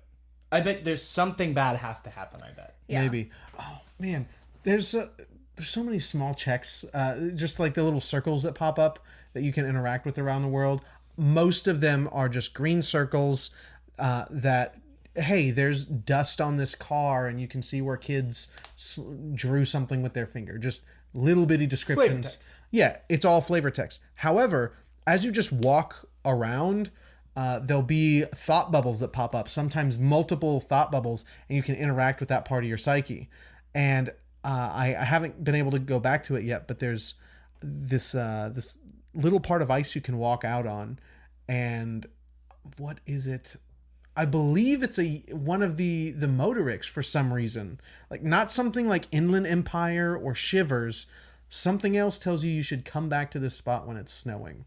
I don't know why. And you have to walk to the edge of it for that thought bubble to pop up. And that sounds awesome. Just, I just accidentally stumbled upon it. It gets Tyler's Inland Empire going. Correct. If you guys don't mind, I do want to talk about the writing. I know that's going to be a little bland for you haven't most yet? people. No, I want to talk about the writing. All right, let's see. Let's have it. So I have come up with a term. I'm sure there's a real term for it. But this game uses what I like to call primal metaphors. Okay. I think that's the best term for it. I have a little description I wrote for myself here. But it's basically associations from the lowest and highest parts of our brain kind of coming together. So, for example, the game will often use very vague primal base images like fire or gold or oblivion, pain, burning light, these kinds of things. It would then tie it to an extremely complex philosophical thing, and it does it consistently throughout the whole game. Even right when the game starts, I have a couple of them written down here. Cold and heavy like the truth. That's a really vague thing. Your heart beats twice like a fist. That doesn't really mean anything. But you understand it immediately. But you understand it immediately. You know what I mean? And there's just so many of these. There's also, though, a little side note, that is nonsense for anemic binoclards. Yeah! I got that one. I learned what binoclards means, everyone. I know. I have not actually had... This is one of the first games I've had to look up words. Oh, so many times. 'Cause I Lots had of, like, no idea. vespertine outfit. Like, what are you talking about?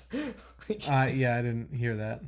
I didn't bother looking up binoclards. It just means glasses. Like, people wear glasses. Yeah. Oh. Literally all it means, and now I'm going to call everyone who wears glasses a binoclard.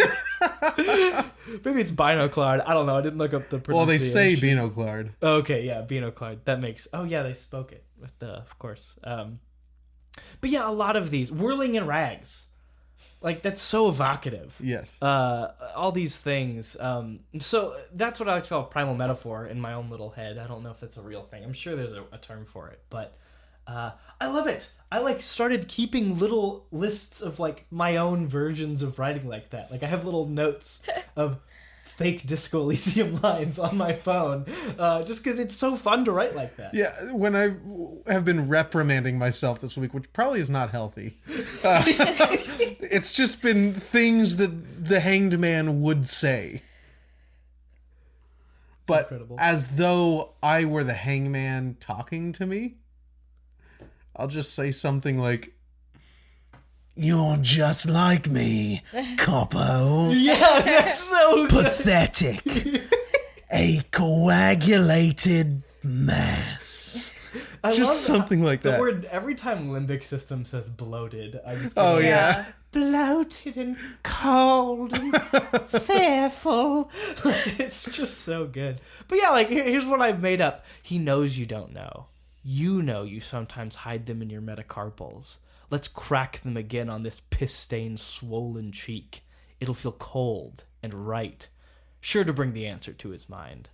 Oh, look now how the policeman comes in fire and blood and salt. Like, things like that. Like, that's just a disco line, you know? Yeah. Like, I don't know. It's been really fun. But, I mean, that's just... I think that's his writing style. And it's one that, you know, I've seen before in books. You know, it's not new, but on this level, so consistently, and it makes so much sense for an amnesiac, right? To pull from those baser ideas and draw into this new world he's trying to understand. And I think that's why he doubles down on it so much. And it brings a lot of life to the game. Yeah, and I think it really, evokes a lot of emotions.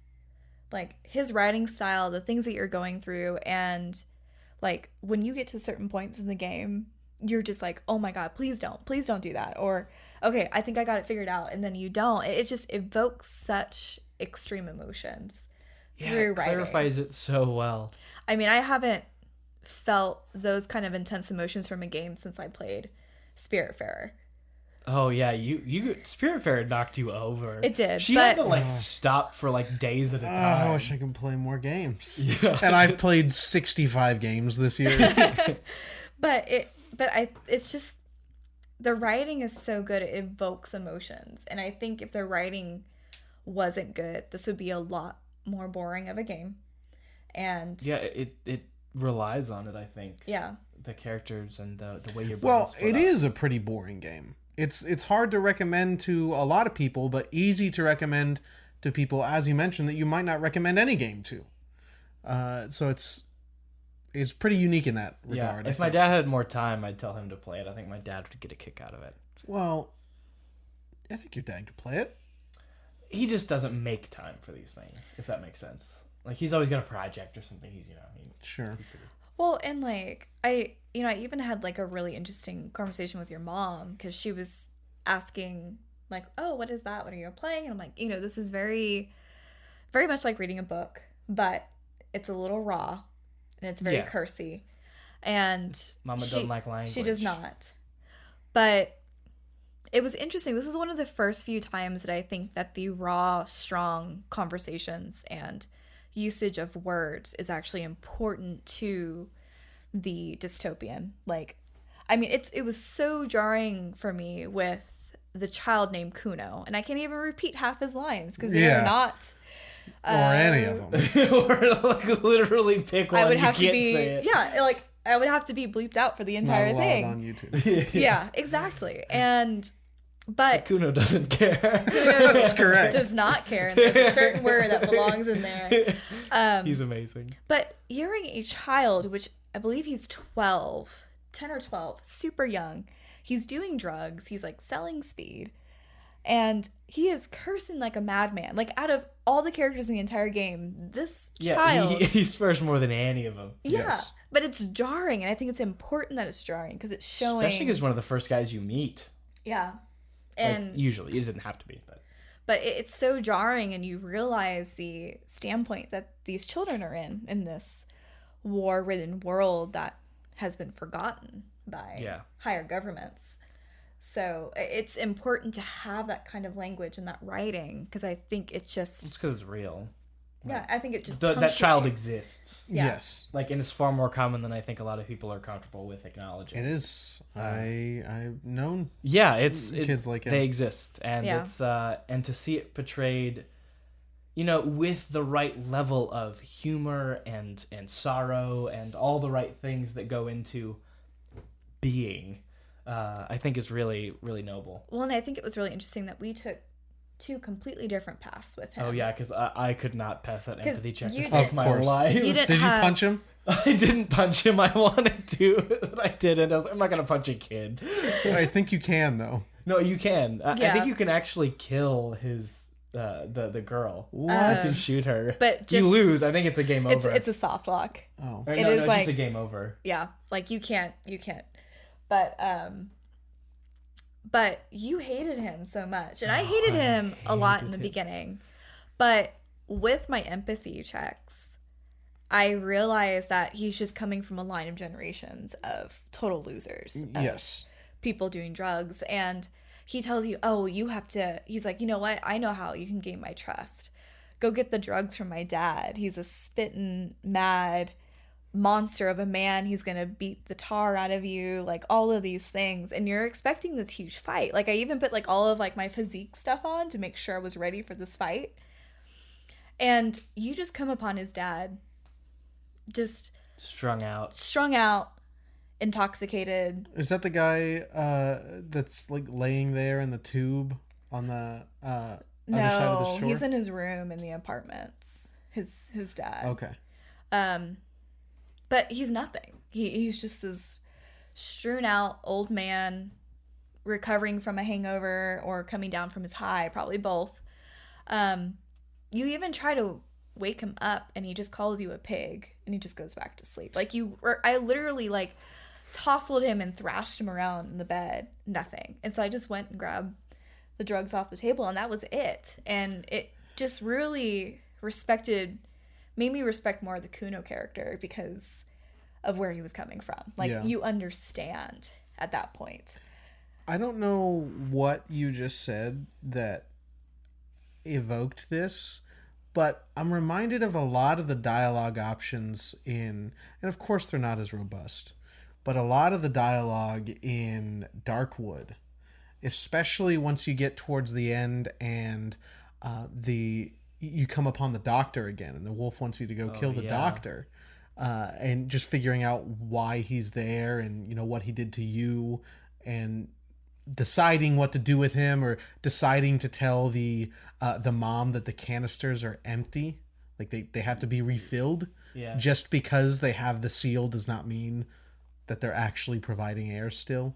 I loved those moments. Dude, Darkwood's so good. Darkwood's so good. Darkwood is too good. Anyway, just for some reason I'm reminded of that. I just wanted to throw that Oh out. yeah, that's Yeah. a good. Anyway, yeah, I have to fill the dead air. That's such a good game. They're both such good games. Both are on my top 20 right now, actually. Yeah. It's incredible. So I guess one last thing I want to say about the writing is I, from moment one, knew exactly what the game was going to be talking about the whole time, and everything loops back into it the whole time. I just knew immediately. It's so clarified for someone like me who does a lot of reading, who does a lot of like specifically like novels and things that sound like what this game sounds like. And it starts right out like your brain trying to convince you it's not worth going back to full consciousness, to where like just stick with your reptilian, your limbic system. You don't need consciousness. Like, don't bother with it. Like in Psychonauts. This is why it's one of my favorite moments. It is my favorite moment in that game, where the consciousness starts to make itself exist again. Yeah. But then represses, like wants to go back. Mine's still. That's very good. Yeah. And just the presentation. Yeah, it's amazing. incredible. But like all that to say, so one of the first lines I already brought it up. Like, no, I want to get up. I want to go back to wanting things from people who don't want to give them to me. And like, here's a really brief summary of what it's like being, all the way to basically the final conversation in the game. And you have it. What I love is everything in this game has a voice if you are a character that is able to listen to it. Mm-hmm. Doors and neckties and walls. Like, you can talk to anything. So there's this non-human thing you're talking to. And it says, yes, I'm lucky. It is nothing compared to the horror that is you, with all of creation reflected in your forebrain. A nerve mirror of horrifying fidelity. Constant, never-ending damnation. But that conversation concludes, and it says, no, you are the miracle. You are a violent and irrepressible miracle. You will one day blink and wipe out all of creation. Like, that's what this game's about. It's about the horrible, terrifying, beautiful pain and burden of being. Everything, the way your skills are broken up into just different parts of a consciousness. And all of it is about how hard it is to just be, and how even if you can do perfectly and you'll still just scrape by in this game. I want to cry. It's so good. It's incredible. Yeah. It's an achievement. As I said in the beginning, this game is nothing short of astounding. It is I think a landmark title. It's going to be remembered very fondly. I don't think in terms of the genre, it's a particularly innovative game because of the connotations of that word. I think you can't take this and do it elsewhere. It's fair. this. It's only ever going to be this. Everything works so perfectly together. It's not a new game mechanic that you take somewhere. Yeah. It is just It is. a thing that is. One thing I think people should take, though, is the thought cabinet. At least something like it. Where the way you behave in the game doesn't necessarily lock you out automatically from future dialogue options. The ability to pick and choose, internalize, not internalize. Basically, open up a lot of options for yourself, but then narrow the player down to like, well, what do you really want to be? And then, spend your time and your points like that. I think that's... The game got If there's mad at one me. mechanical thing that I think should continue on, I haven't seen this before, at least on this scale. It would have to be carefully implemented because it works so well here because the game is about internalization. Everything going on in your psyche. If it were just, your character in Fallout and a thought cabinet, it wouldn't be very meaningful. Maybe not, but something akin to it, to where the decisions you're making open up multiple paths, and then you can kind of give the player some sort of control in that, outside of just, oh, that one random thing I said to that lady now impacts my ending choice of the game. Sure, yeah. Now you can kind of choose and no, I've said that, but I don't want to be that. You know what I mean? I guess that's what I'm more getting at. And even like the game got mad at me for not picking a political side. And it Oh, gave me a yeah. label. The boring cop, isn't that what it called you? No, I got the moralist. Well, yeah, but like, isn't there... Oh my god, the description of the moralists and how they... I'm gonna butcher it, but the general idea of a moralist not actually having any beliefs, and occasionally they stumble upon one, like a child tripping over their toy in the night, and they have to throw it away with like anger or something like that, was incredible and hit home a bit too much. Yeah. I thought that was amazing. Yeah, I played as an ultra-liberalist, so basically the game would give me money for saying extremely hyper-liberal, basically anarchist things, like gotta stick up for yourself, we gotta live money to make money to be money, you know what I'm saying? Like, just stupid stuff like that. It's like, yeah, but the capitalists, they're just doing what they gotta do, and I gotta do what I gotta do, everybody's taxed. Indirect modes of taxation, we're all taxed 98%, you know what I'm saying? Like, it's just stuff like that. It's incredible. I was definitely a socialist. I came across as a socialist. Can I tell you what is in the crate? I think I have told you what's in the crate. No, I don't think you did tell me what's in the crate. I think I have. I just don't think you associate it with being in the crate. But it is the Mega Rich Light Bending Man.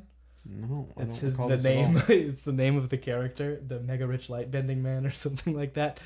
He is a man so much more wealthy than you that light literally bends around him. Like, you can't. What?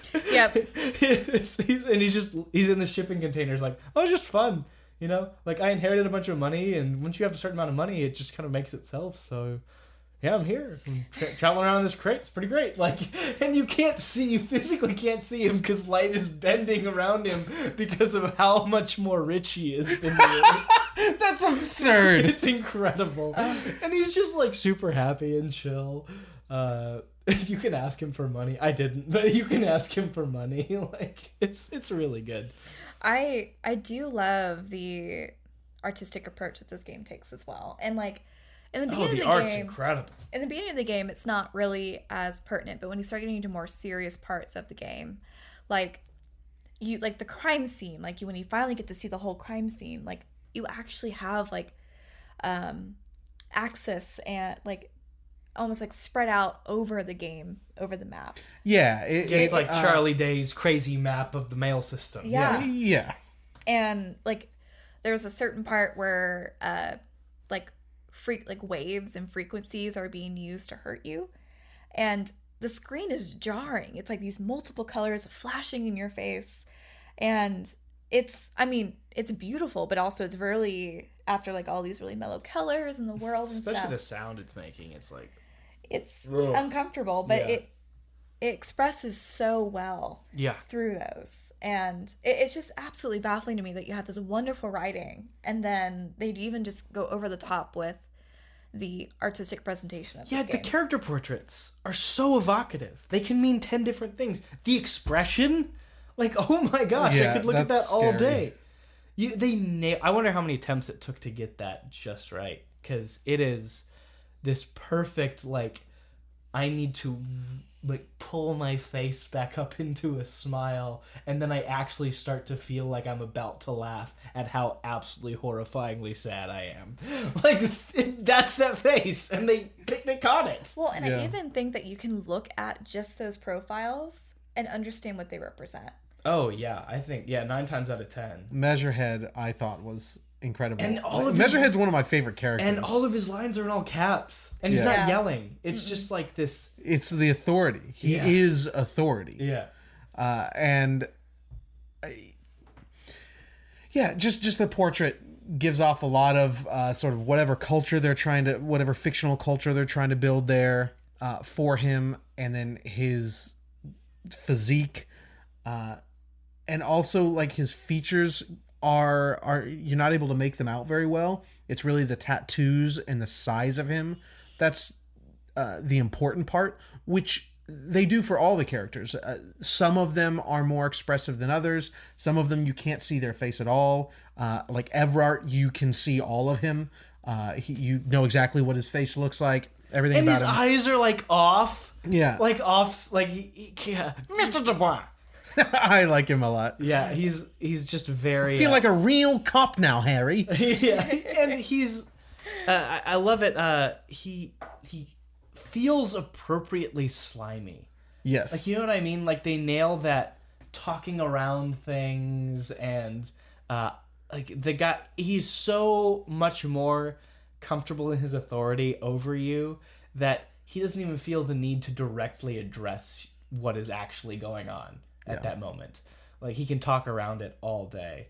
And dude, the voice is so good. Oh. And the descriptions, like his slug lips flap together like a walrus of a man. Yeah. Well, like when Ken told me, he's like, I think we can make a case against him. I was like, yes, he's gonna go down. I don't like him. Yeah.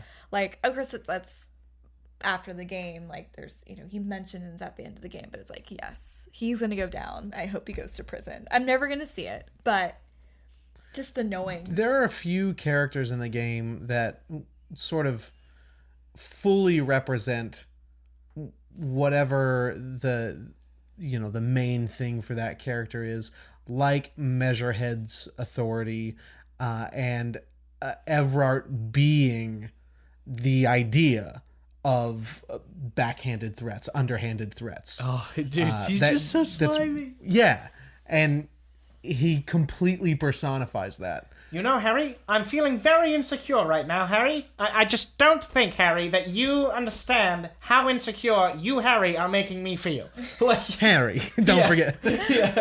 Or the dice maker. She's just so kind and shy, and like a little... She takes everything exactly as it is. She's like a mouse that has caged herself. That's really good. I really like everything about her. I like that a lot. Yeah, she's, again, probably one of my favorite conversations. Yeah. Well, and even just, like, I think the game does a really good idea of, like, personifying who is good and bad, and it's very gray. Like, oh, yeah. You have the Hardy Boys who are... I like Titus. I do, too. Really? Yeah, I like Titus. But... He grew on me a lot. In fact, I accidentally chose the wrong dialogue option, where you're kind of like having to tell someone who you think did it, and Titus is there, and I accidentally clicked Titus, and I immediately reloaded, but the next dialogue is Titus looks at you betrayed and horrified. Yeah. I was like, oh no, I didn't mean to, Titus, I'm so sorry, and I reloaded. I don't hate him. I don't like him, and you and I disagree on this. I think that's the worst voice acting in the game. I think he is trash. See, whoever they decided, it's like it's like the most nonsensical caricature that you could possibly have. I love it. I let me just put it this way, like, I didn't catch that at all, and by the time you told me, I'd finished the game. So maybe if I go back, I can listen to it more thoroughly, but it didn't stand out. Like, it's so fake, me. like someone who has never even seen a person like that. Just like whatever someone in New York thinks of a Southern person. Having never heard a Southern person, like the guy who wrote the book on The Room, the movie The Room. He describes the movie as being written by an alien who has heard of a movie but never seen one, and was given the opportunity to make one. That's incredible. What this voice actor is. See, I don't know. For me, it's that weary, like, when you... I heard this line a bunch of times because of how many times I failed that authority check. But he's like, well, the circus left town, and he gets up, he puts his beard That's better, though. And the clowns are still here. Like, I just love it. What you just did was better than the performance there. Like, it's unbelievable. I just... Like, his voice, I instantly got, okay, this man is the backwoods, protecting his own. Yeah, I get it. That's what he is. I guess my point is it just didn't stand out to me. Like, until you brought it up, like, it didn't even register. I guess, but everything else is just so good. And, like, I had just talked with the dice maker, who is incredible. Have you talked to the lady outside the bookstore? The daughter? No. Bigger lady. The working middle class woman. Yeah, I think she's probably my least favorite. Like, it's a very unbelievable Eastern European Russian accent. Yeah, I thought that was not particularly good. Yeah, that's the only one that's the only one that stood out to me. It's the only one that, like, stood out to me. And one that was weird, that I think is great voice acting, but I'm not sure, is the young man, the guy who keeps smoking. Oh, like that was a very odd performance, and I like it because it's different. But like, I think Harry might be gay for him. Oh, he is. I think I want him. I think you can romance him. I think. It seems like it. You can It convince him definitely to seems like Really? it. spend a night with you. Yeah. Oh, okay. Yeah, I think you can. And you can try to date the I wanted the to single so mom. bad, but I was just such a wreck in terms of because it's suggestion. Yeah. Even when I upgraded it and put all my suggestion clothes on, it was still 3%. Yeah. No, he was definitely like a man of the night type, and I got that Oh from yeah, his- and just the use of the term or the existence of the term Sunday my friend. Sunday friend yeah. is evocative. It just like his most voice things will in this stick with me game. for a long time. Like I really liked that performance. Yeah. There was one thing that he said though that was really funny. That he was like, "How can a bar not have vermouth?" And I'm like, "Oh, there's Zachary." Yeah, that's really accurate. I've literally said those words before. How can a bar not have vermouth? That's amazing. I've honestly gone through most of what I think everything that I wanted to talk about. So if you guys have anything else, go for it. But I've These conversations typically ride on your notes, so I don't have anything to add. Amanda, what you got? Um, Signing off. What do you got? Signing for us? off. I have a sign off, but no more thoughts about the game. I mean, this is definitely has reached at least my top 5. I think it's a Top beautiful 5? game. Oh, you Yeah. don't play as many games. I don't That's play right. as many Yeah. games. I still. think it'd still be there for her anyway. She's, her favorite games in the world are Resident Evil 4 and Fallout 2. Yeah. Which are so different. Yeah. yeah. Could not possibly be more different. I know. But it's, I just, again, it is just such a, like, I always like to say, like, there's certain things, like, if you were taking a psychology class and you have no idea about, like, addiction or hopelessness or, like, how people play this game. Or like self-loathing. Yeah, you talked about in our first episode, I guess our second episode, the walking sims. I don't quite see this to be the case, but you said you could see one day Firewatch being required reading. This is college level required reading. Yeah, this is like Yeah. the same class you're getting assigned Moby Dick, The Sound and the Fury. You're getting really The Sound and the Fury. Like, I feel like that'd be a great companion piece. You should read The Sound and the Fury and play Disco Elysium. That's what you should do with your time. I just, like, I felt like Yes. at the beginning, it was really hunky-dory, but I felt like through the entire game, you're just on this thin wire that keeps getting stretched and stretched more. And Hateful Eight.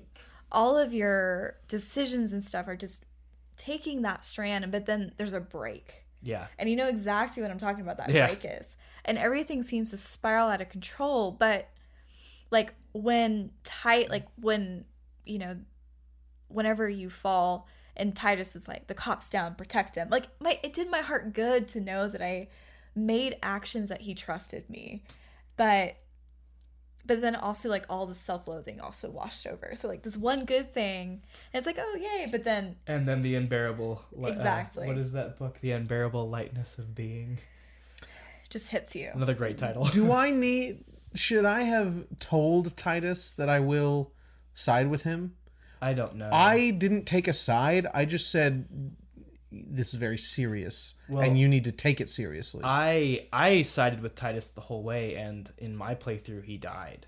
Actually, he didn't for Amanda, but he And died. I for me, didn't. unfortunately. I really didn't side with anybody until Joyce was like, "There's going to be a massacre," and in my head, it was like, I want the least amount of people to die. Yeah. And so, I and couldn't get that far seeing- with Choice. and You need a couple even- checks that I just kept failing. Yeah. and I was like, even screw it, I'm gonna with- work with Everard, but screw him over. But even with like everything that Titus has done, and if you look at it from a legal standpoint as a cop, he covered up a lot of things. They set up a lot of things that would put him in jail. But his ultimate goal was just to protect just the washed out own. people. No, well, the lady wasn't his own. Yeah. He was I just get what you're saying. I was protecting. just- he was just protecting somebody. And it's like, okay, I feel that. Like, here's Joyce, who's Well, there's just... no law in the town either. No. Like, because these two competing districts don't want anything to do with it. So they are the law. Because even it's mentioned that the, like, RCM, which is what the cops are called in this game, have not been in this area for... Like 20 years. 20 years. Yeah, they don't post, any watchmen. They don't, have patrols, like nothing. These two districts are in a pissing match, and they just, neither of them want to deal with this town. Right. And the only time that the RCM is called in, which kind of already sets you back, is when you're called in for a mercenary that works for the company. And they're like, oh, I see. So you don't come in when the simple man dies. But when somebody of higher value dies, you come in to investigate. Who said that? Titus, the barkeep. Like, there's different people who kind of see that. Oh. But you didn't even come in on your own volition. Somebody called you. Yeah. Right. And exactly. then they send Harry Dubois to go take care of it, and he gets drunk and threatens to kill himself. On my next playthrough, I might reject my name and I'm choose going the to, other for one. sure. I'm definitely going to pick my own name. I wonder if Rar has voice lines for your new name. Did you talk with Idiot Doom Spiral? No. He's just a drunk dude. Great name, Idiot Doom Spiral. But he calls you Tequila Sunset. Oh yes, I did talk with him. Yeah. And so when I made that important radio transmission where I decided to throw it away and just tell them the end of the world is coming, I said, "Hey, come in, over. This is Officer Tequila Sunset, over." Like, it's just, I couldn't help it. I had to. Oh gosh, I love the drunk man that's like, don't call. Yeah, don't call at me. Yeah. Don't call at me. Like, that's his name. It's just don't call Abby, because that's all he's saying. It's incredible. There are a few interesting names, like Call Me Mañana. Oh, call That's me his mañana. full name. I love it. I love it. I like him a lot. Yeah, Idiot Doom Spiral takes the cake for me, though. Like, what a killer name. Doom Spiral. There's a lot to love here. So we signing off? We're signing off, Yeah. man. Alright. You take it away. Zach has just gushed about this game. If you're anything like Zach, if you've been watching our show and see that your tastes align, this is going to be a game for you. If you're looking for an alternative to violent games, something that's slower, a little introspective, something that's a little more adult, and what I mean that is for intelligent people, this is going to be for you. Who want to think Yes. a little bit. I know a lot of intelligent people who don't want to think. Of course. Yeah, Some I days don't mean that. them. Yeah, I don't mean that in a derogatory way. If you want to be challenged, like for me, I don't typically watch a lot of action movies. I watch things that are going to require a second or fourth watch, and that are going to make me think for a while after the credits roll. Midsommar. That's a good movie. Yeah, I mean, my favorite movie of all time, I think it is up there for the best movies ever made, is The Master. Paul Thomas Anderson's The Master. That is slow and boring and stupid at times and nonsensical, but it is so for much to the engage thinking man. Yeah. This game's going to be for you. Mm-hmm. If you want to see something that has not been done before, that is just something new to this medium, this game's for you. And finally, of course, if you are a fan of the slower CRPGs like Torment. I didn't take a combat role in Torment. I really don't see how the game would be very good. Otherwise, I did the dialogue run. If you liked that, this game's going to be for you. It is something that has never been done before. If you're the guy at the end of Fallout 1 who decided to talk the big bad evil guy into killing himself, Yeah. this game's for you. That's amazing. That's so incredible.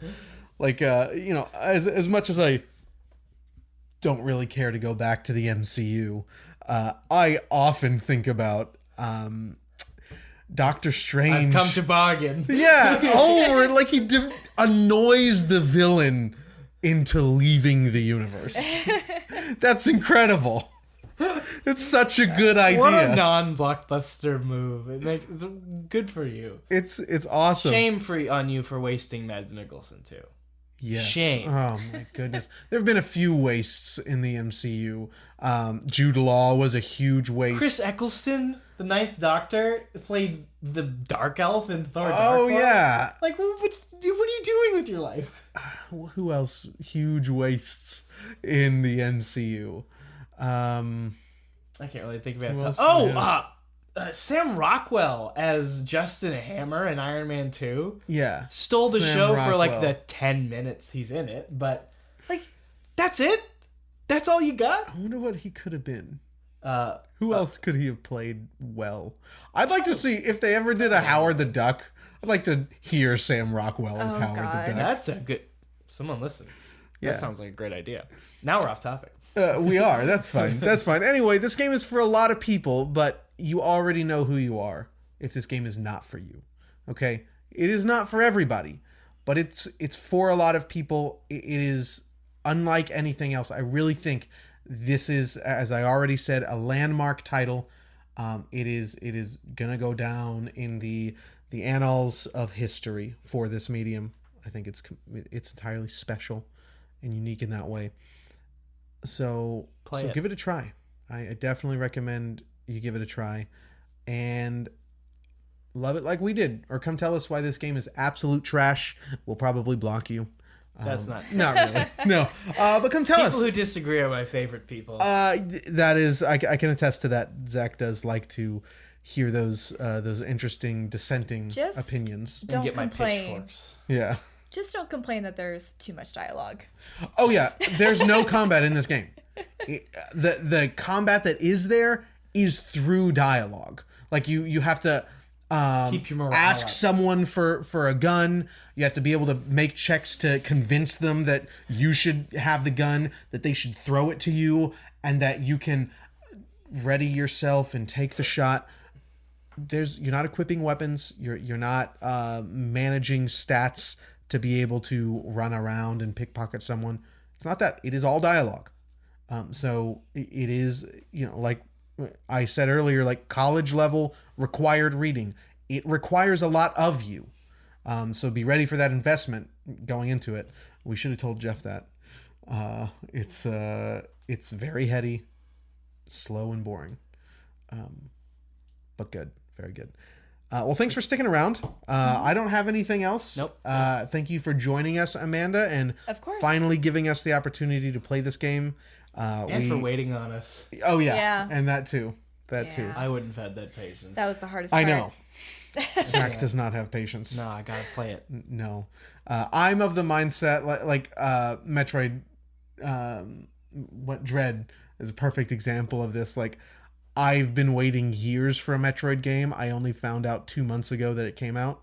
Literally no part of my life is better for playing this game 2 weeks earlier than the podcast. That's my mindset. I'm very But patient. for me, I join in discussions pretty immediately, and the discussions are always the most vivid. You can apply the most input when it's like early in the discussion. That's definitely true. That's what 100% that's true. why I like pushing for like. I things just that don't engage online Yeah. very much. Yeah. I'm not on Reddit. But anyway, yeah, we're of two different minds there. But thank you for waiting, and thanks for joining us. Of course. We'll be back next time with our last episode of the year. We're going to take a bit of a break.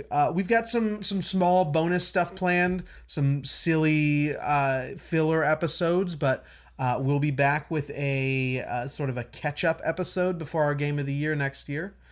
So one more. We're going to be finishing up our coverage of Hitman. Obviously, we've not had time to finish the last 2 episodes of Hitman 2. We've been playing them throughout the year, but got caught up with some other stuff. It's a busy year, guys. So we won't really be talking about those. We'll be jumping right into Hitman 3 finally. I have a feeling this is going to be our favorite. Yeah, for sure. We'll have the most time with it too. Yeah, that's going to be the biggest thing. And Shin Megami Tensei. So join us for those two very disparate And we got a lot of games. good stuff planned next year. I mean, we're finally going to go through taking Tyler through Metal Gear. We have Yes. Mass Effect planned. I've never played Mass Effect 1 through 3. Neither played have I. level 1. I've played 1. I played through all of 1. Yeah, and so we're going to go through that for the first time. Obviously, a lot of big releases planned for next year. Yeah.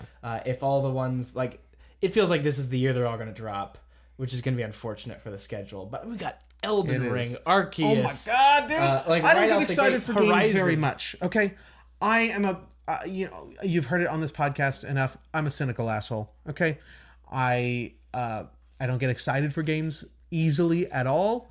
I was not excited for Elden Ring. I was gonna play it. I was interested in it, but there was really no excitement there. I saw some footage for that game, dude. I saw Skill Up's coverage on it. I've not been excited in a long time.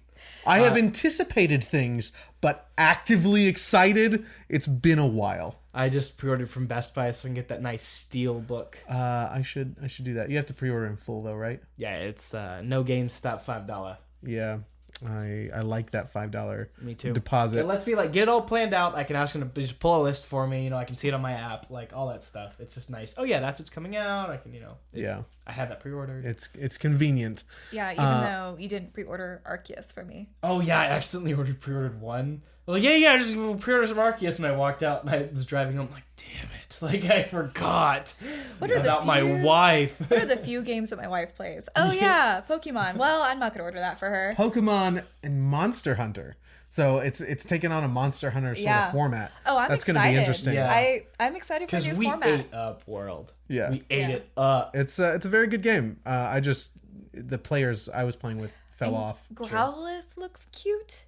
Oh yeah, I my really God. like the I Priority forget guys. the region. Yep.